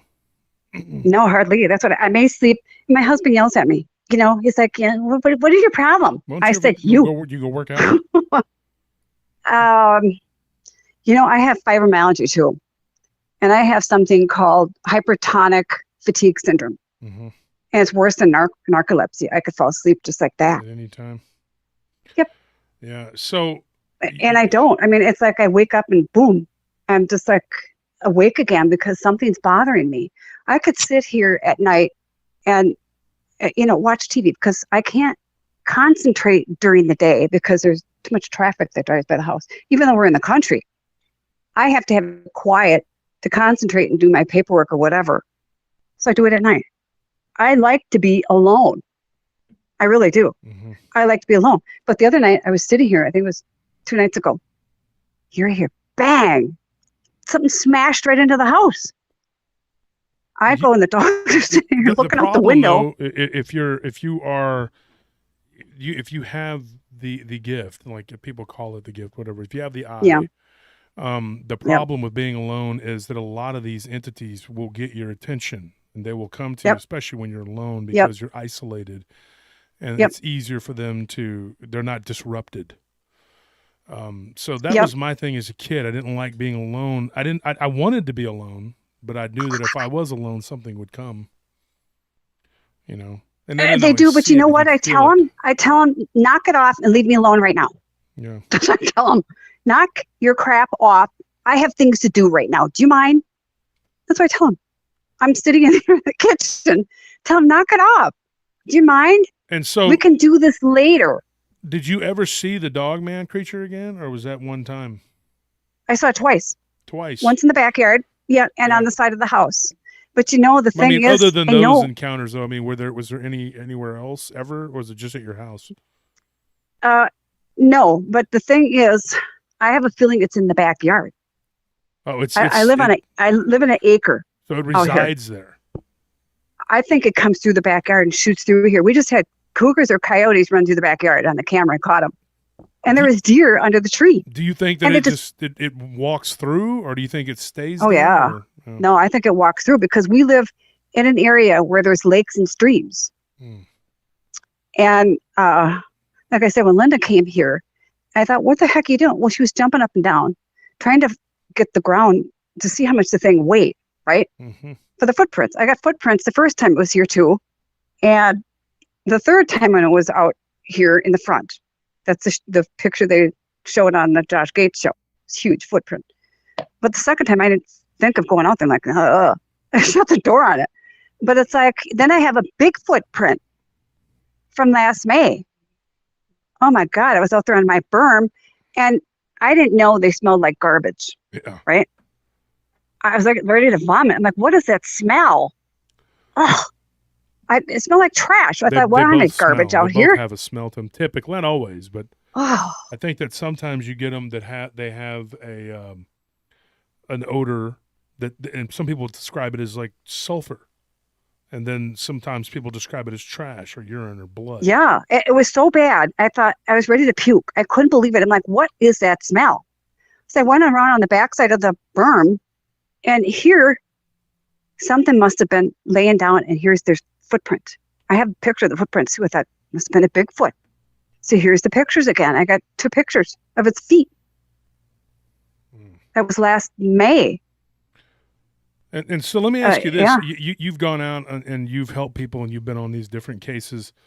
Corley, thank you for that donation. She says, I definitely agree there is a connection between mental illness and demonic possession. Yes, but I'm not saying that everyone with mental illness issues is possessed. Absolutely true. Thank you for the donation. Folks, donations are not expected, like I said, but they're appreciated. Thank you for that. I have a question for you. You go out and you do these cases. I mean, what is like? I know that John Zaffis said that one of the scariest ones he'd ever been on was when he was up in Connecticut and he had this thing that confronted him when he was going down into what was essentially at one time a funeral home, and it was on the show A Haunting in Connecticut.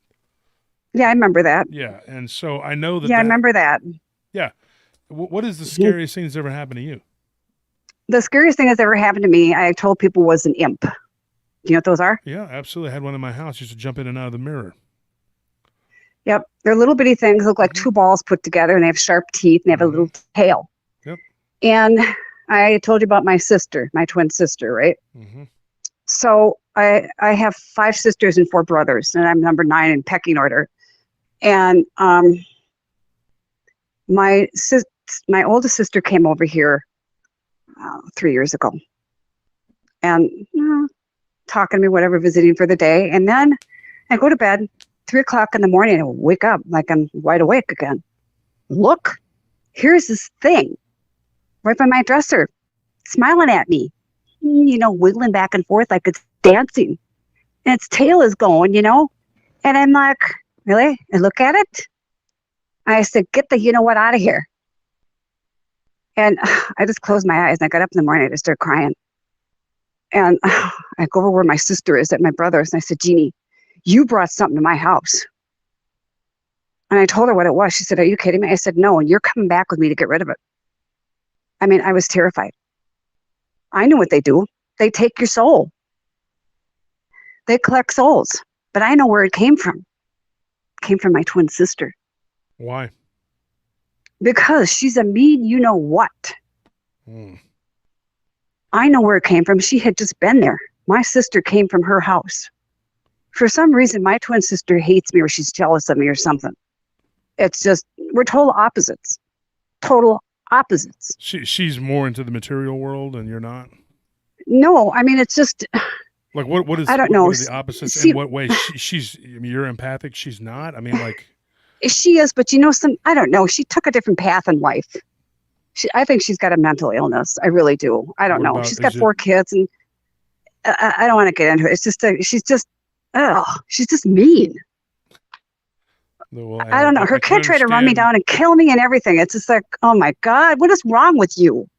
I helped her out all these years, when they didn't have money. It's just, I don't know. She wants what I have, and it's like, go earn it yourself. I've helped you all these years enough. People always do that. They want what you have, but they don't want to work for it. Right, and that's what I said. She took my car, and it's like, wait a minute. Family, yeah. If she would have asked me, I would have given it to her. Yeah. Why do you think you can keep taking things from me?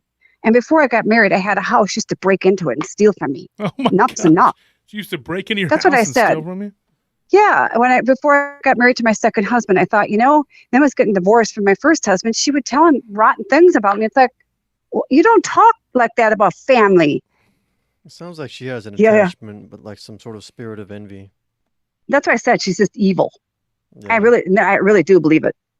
And I just found out other crap she was doing too. The cops out here told me. I said, "What? Are you kidding me?" I said, "I don't talk to her. I haven't talked to her in years." So and I believe this too, that people that are so negative create poltergeists Oh yeah. in their house. Yeah, And and tulpas. Yep. And I told my other sister too that left here today. I said, "Jeannie, your friend is doing that in your house. You need to get rid of her."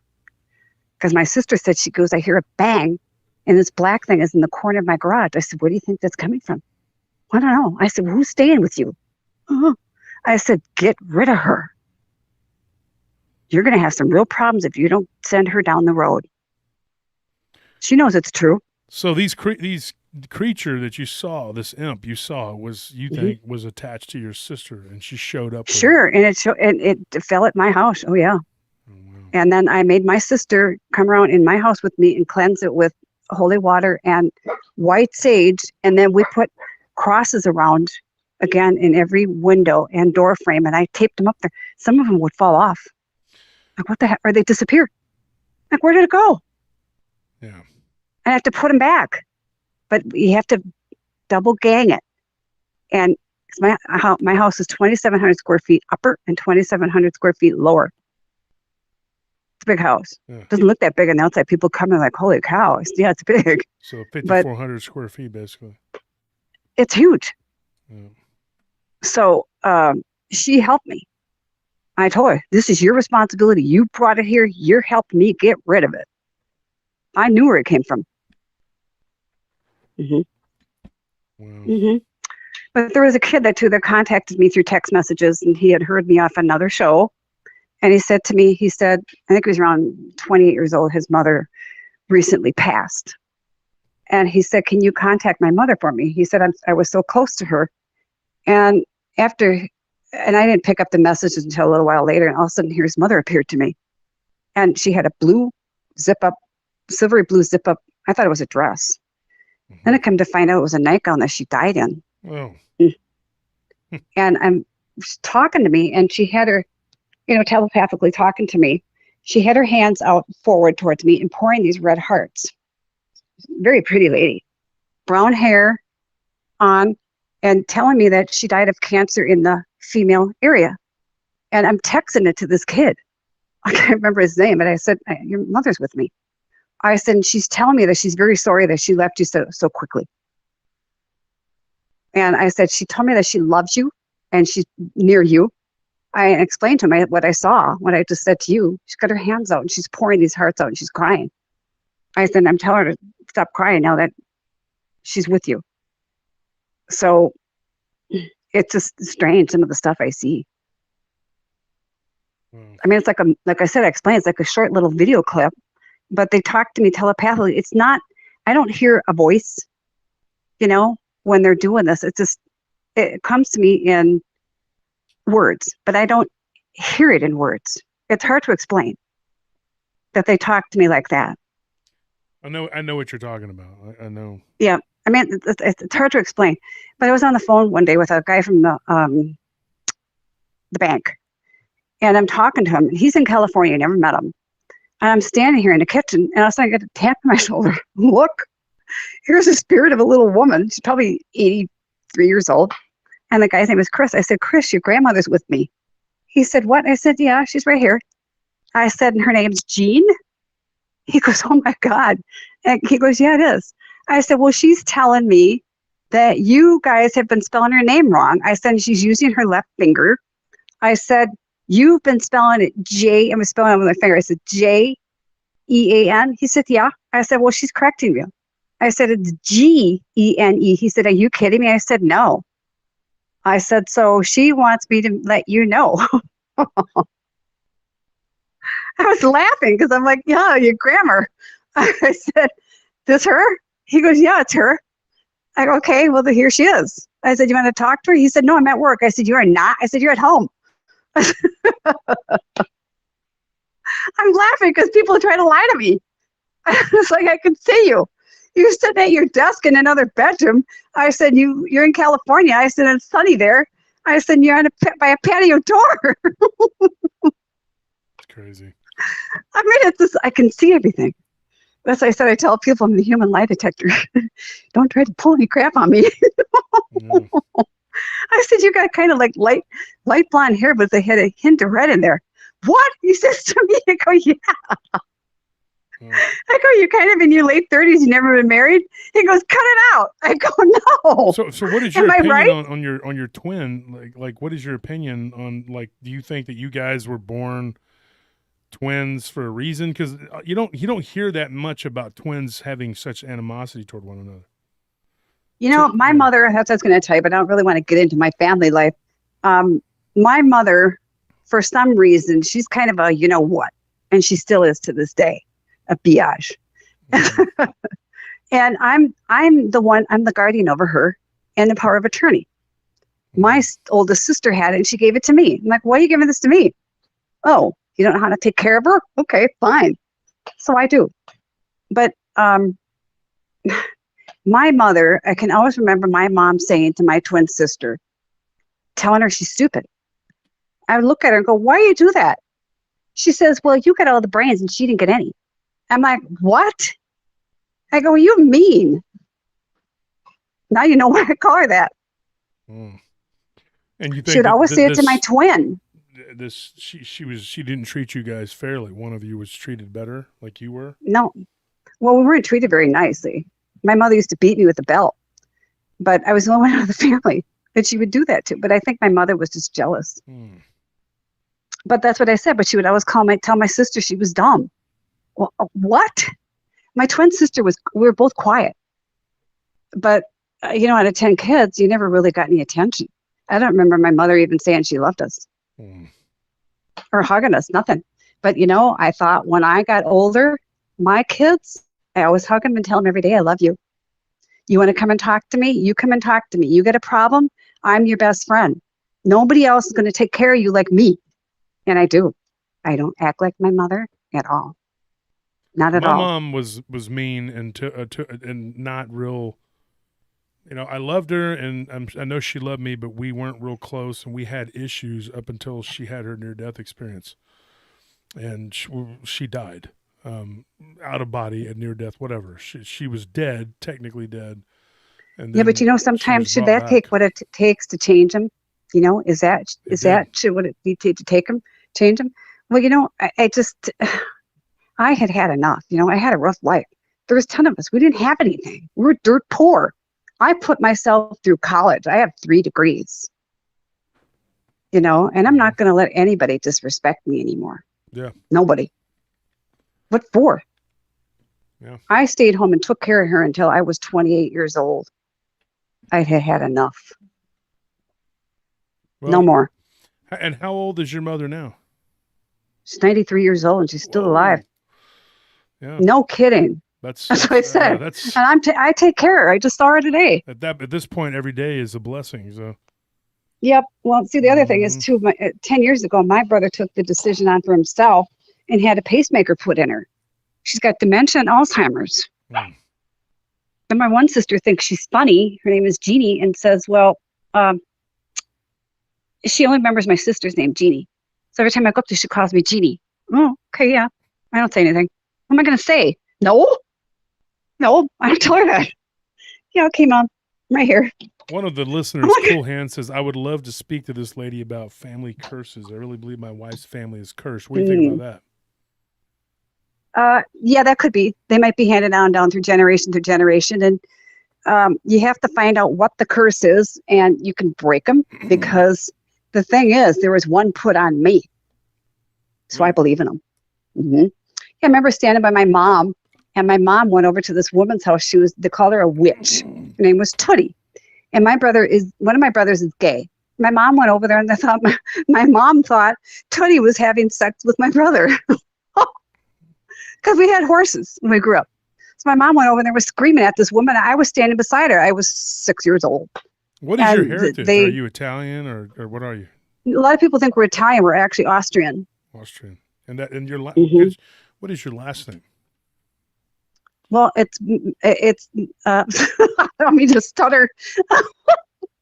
My maiden name was Krober, but I had to change after I divorced my first husband to Salvia. Salvia, yeah. But it's it's Bierman now. But like I said, my maiden name was Krober. But we're Austrian on both sides. I did the family tree. That's I didn't mean to stutter. Like, yeah, it says how do I Salvia explain that Bierman. one? And Bierman, is that German or Jewish? What is that? That's German. That's German. my husband's side. Yeah, Bierman? my second husband's side is Yeah. German. And so because you have your last name on there and Salvia, and it's actually Austrian. Well, people get confused because they think that everything with it ends with a vowel is actually Italian. It's not. Yeah, Italian. Yep. But It can where also my be mother was Portuguese, born. too. Yep. Where my mother was born, it was. I think she said it was Hart. It was 10 miles from Italy. Mm-hmm. Yeah. So my mom says, "I swear you girls are Italian. The way you talk with your hands and the way you fight." I'm like, "Okay, Mom, whatever." When we're younger, but I remember her sitting us all down at the table, all of us 6 girls, and saying, "I got to tell you something." And we're like, "What?" She said, "There's something in the family that I got to tell you." It's like, we're looking at her. I think I was 18 years old. And she said, "You girls have a gift." We started laughing at her. Some of you girls are going to have it, some of you won't. She said, "It's a gift." She said, "Will you be able to tell with spirits and things like that?" We started laughing at her. I remember that. She got so mad at us. We all started laughing at her. And she walked out of the room. Well, now I know. Yeah. Mm-hmm. And she has a crystal ball, and my sister has it. Well, Austria is in between Germany and Italy. Right. And it's a very ancient land. I mean, like the Romans and the Germans fought for that, for that land over and over again, yeah. back in the Roman times. And we actually have relatives over there. I have their names. Yeah. I have all their names. And the Austrians had a very powerful empire under Wilhelm, the Austro-Hungarian Empire. That's one of their names over there too. Wilhelm? And one of them was, one of their names too was, what do you call it? What Hitler's first name was too. Adolf. Yeah. Well, Adolf was a very common, and still to this day, I know a lot of Hispanic people named Adolf. I know a guy named Adolf Gonzalez. I mean, it's just, I've got the whole tree. It's just weird. And it's weird too, because like I know a Pacheco who is Italian, and I know a Parmcheco who is actually Portuguese. So yeah, it's strange because when I was younger, my hair was kind of red. Yeah. And well, this one here that I'm married to, and the Austrians, the Teutons were actually red-haired. Yeah. Yeah, that's what my husband thought I was Portuguese. They were described, I'm not. The Germans were described. I think it was either Pliny the Elder or Suetonius. They were described as being drunkards to a man and red-haired, gigantic red-haired people. Yeah, that was in southern Germany, like near Trier, that area, but not in the north. They became more Nordic looking, and bigger. Sort of in the middle. They were just down toward the east. When it came down, the eastern part of Austria, they were very dark haired. But it's because it all runs together in Italy. And, that's what's kind of funny because my dad had red hair. Yeah. My dad was 6'4" and had red hair, and he did dual service in one in the Army and one in the Marines. He's a big guy. My mom was still little. She's only 5'1", I think. Well, that's so all how can she was. people reach you? How can people, if they want help, would you help people, or how do you? Oh yeah, I'm on Facebook, Instagram, and YouTube. Okay. And then, but some people can get me on Instant Messenger too, and but they can even, like I said, find me on Instant Messenger because some people do that too. Yeah. And I don't have to have much information because, like I said, it just comes to me. And it's weird because I don't know, because some people I can tell if they're phony or whatever for like lying to me. Like this one woman messaged me. She's from Idaho. And she said, I have my granddaughter here. I said, okay.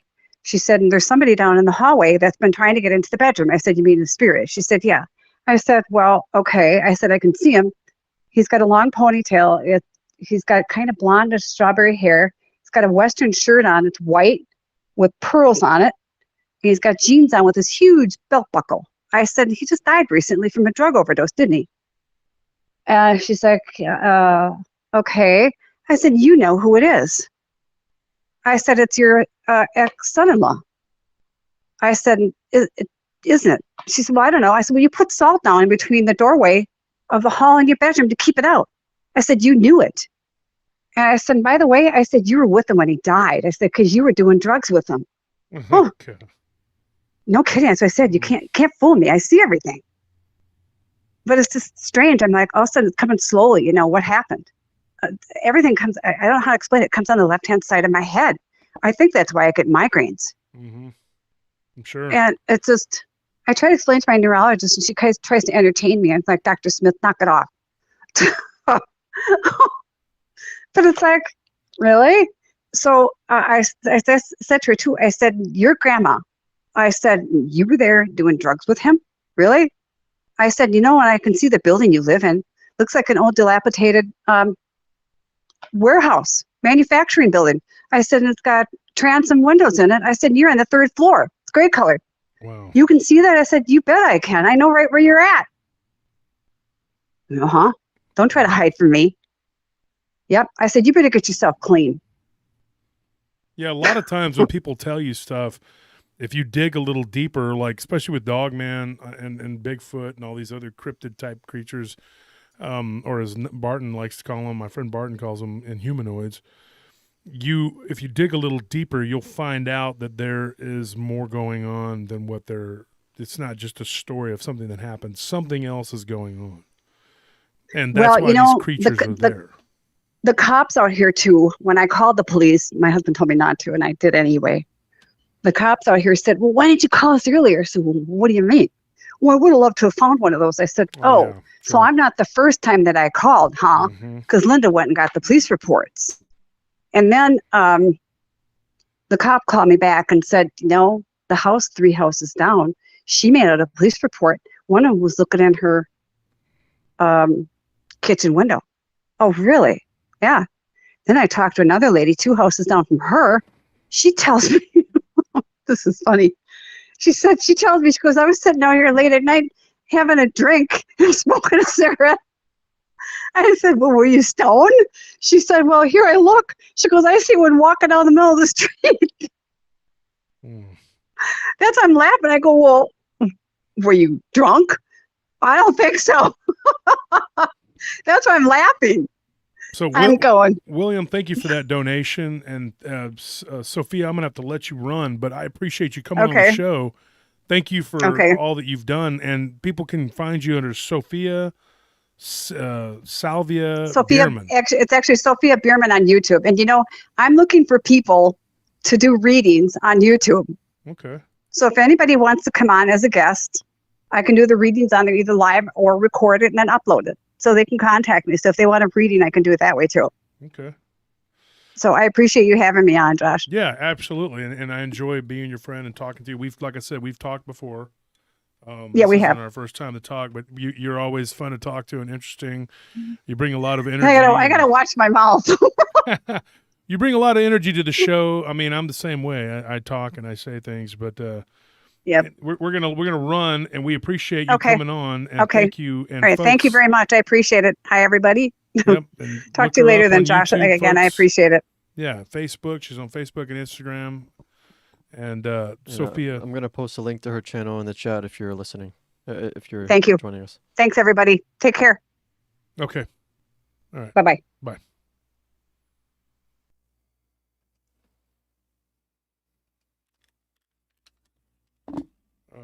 So that was our guest, a very colorful person, has a lot to say, has a lot of weird and interesting things to talk about and things that have gone on in her life.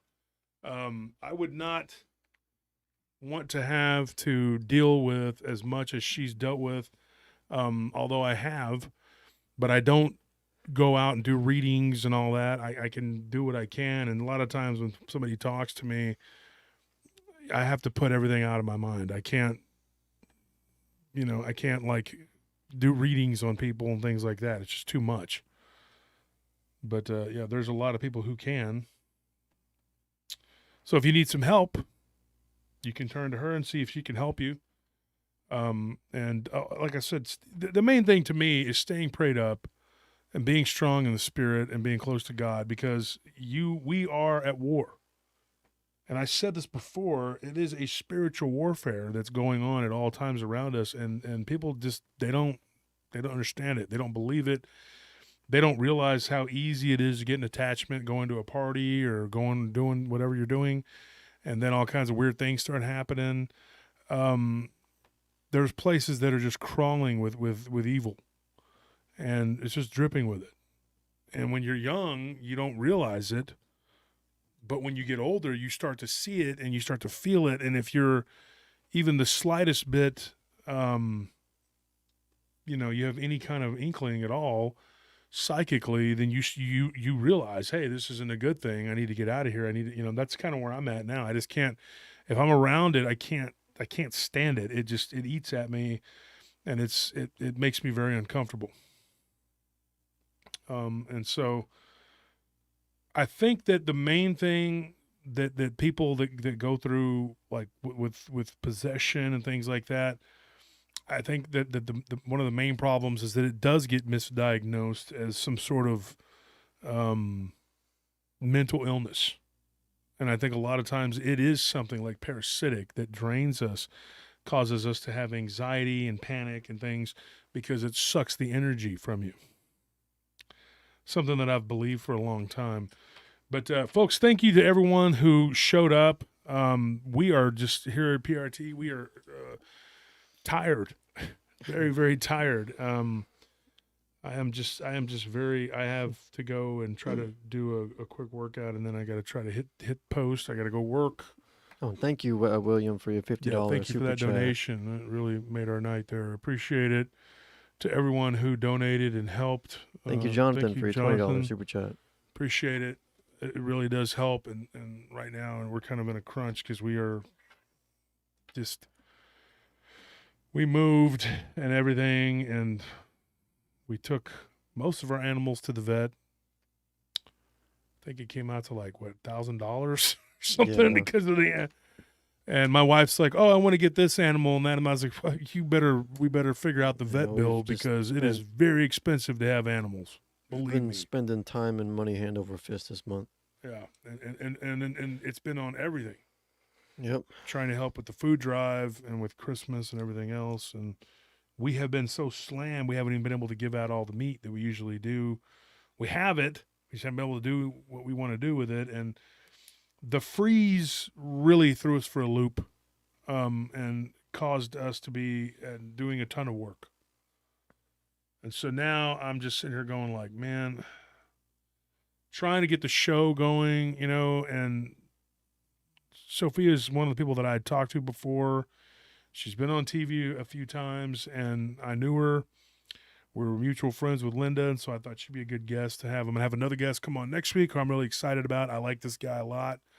And so Amy says, yes, $800 on teeth for one dog. Oh, my gosh. We have a dog right now who they want to pull, it's Banjo, 3 teeth or something like that? Yeah. And they want like $600 or something, and I'm going like, that's actually not bad price for what they need to do. But I'm going like, dude, we got a guy that works for us who needs some dental work, So if I have to choose between one of my workers and one of my dogs, I got to help the worker. It's just rough. We got, there's a lot going on.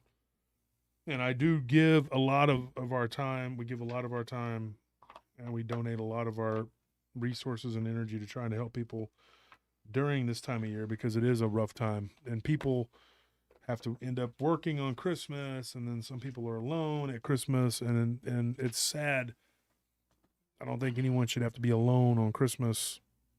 It's not something I wish on people. But, I've spent, 12 out of 13 years having to work Christmas. And now New Year's is coming up and everybody's having to work.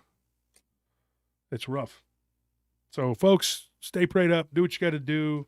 Stay in the white light. It does actually work, believe me.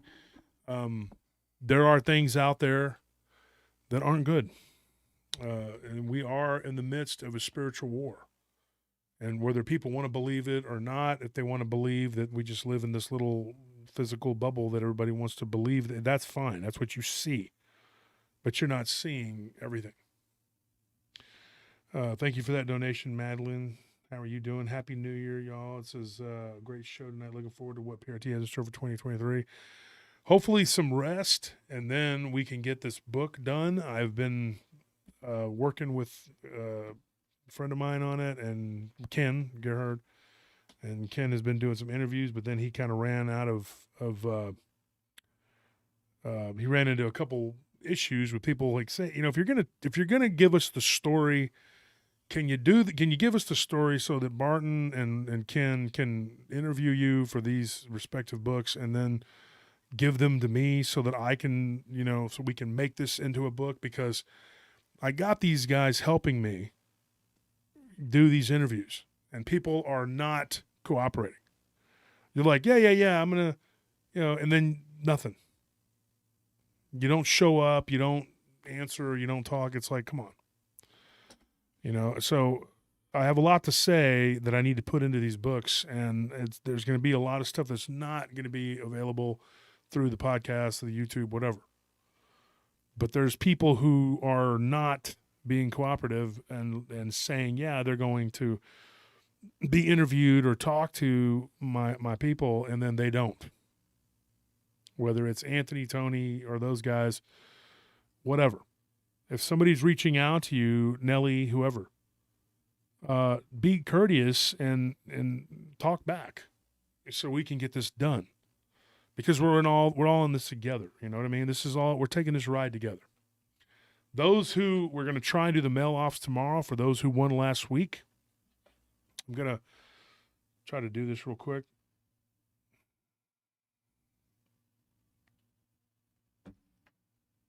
Do you want to pick somebody from the chat, Anthony, to win this week? If you win, please give me your address and your information so that I can send your stuff out. Let's see. We'll try to find the link here. About Garrett Volk.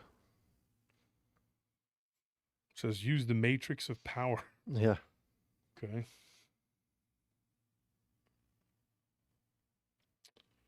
So the comments that were made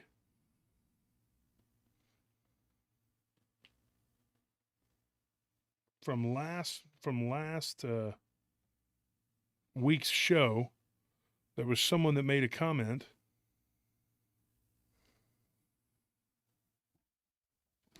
And I'm choosing you right now on the air, David Velasquez. I'm going to choose you as the book winner.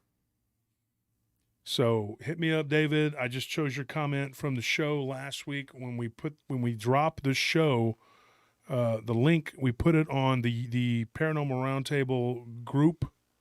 It's called Paranormal Roundtable. It's just the group, and we have the official link that comes on after the show. We dropped the link on there, and I did it 6 days ago, and it was the one about Krampus and Santa Claus. David Velasquez says, I'm in the queue for tonight when Santa arrives. Okay. So I just chose you as the winner for that, for the when we drop. Now, when we drop the link for this week's show, we're going to pick another winner. All you got to do is go and leave a comment, and you can be chosen as a winner. So we're going to try and get all those done. So David, if you're listening, if you're out there listening, hit me up. You just won. And now we're going to choose this week. Valerie, thank you for that donation. It says, can we get back to the one-eyed Dogman and the BB gun? No, because that was actually the one-eyed the one that got hit in the eye. That was a story from Linda, but we don't have time for that tonight. We're going to get going here. But definitely we can look into getting that done eventually. We'll talk about it. So Garrett, you won tonight, and what did he win? What are we giving Garrett? What do we have?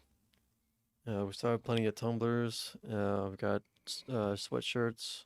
You take your pick, buddy. You want a tumbler, a sweatshirt, a hat, and we'll definitely give you a book. Don't worry about that. So just hit us up. You got the email address. Send it to us. Now, if you guys join Patreon, if you're patreon.com/PRT podcast, if you go and you join your $20 tier, you automatically get a swag bag. You'll get PRT merch from us for free. It'll be like 3 or 4 different things that comes with that. And if you are a $10 tier, after 3 months, you get same thing. $20 automatically. Okay. So join the Patreon. I'm trying to build it up so we can get some people in there and we can do some extra content. Garrett Volk says, no, Wolf, you won tonight. Okay. What did I win?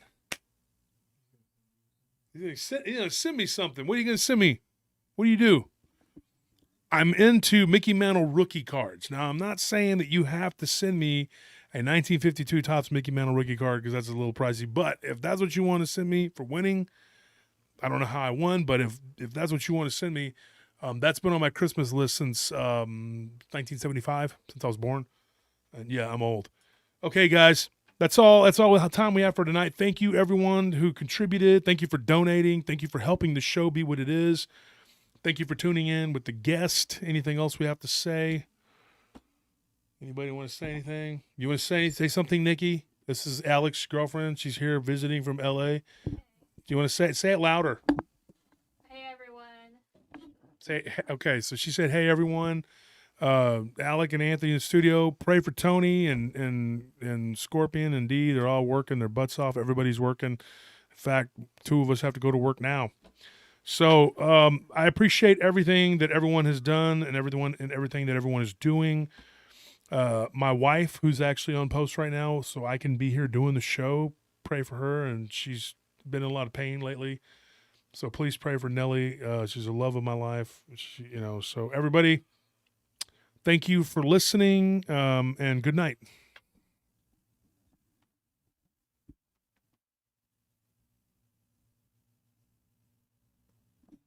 Corley says it's only worth about $12 million. Let me tell you something. Nothing is appreciated like baseball cards and old comic books. Not the 80s, 90s stuff, but trust me. It goes up higher than gold.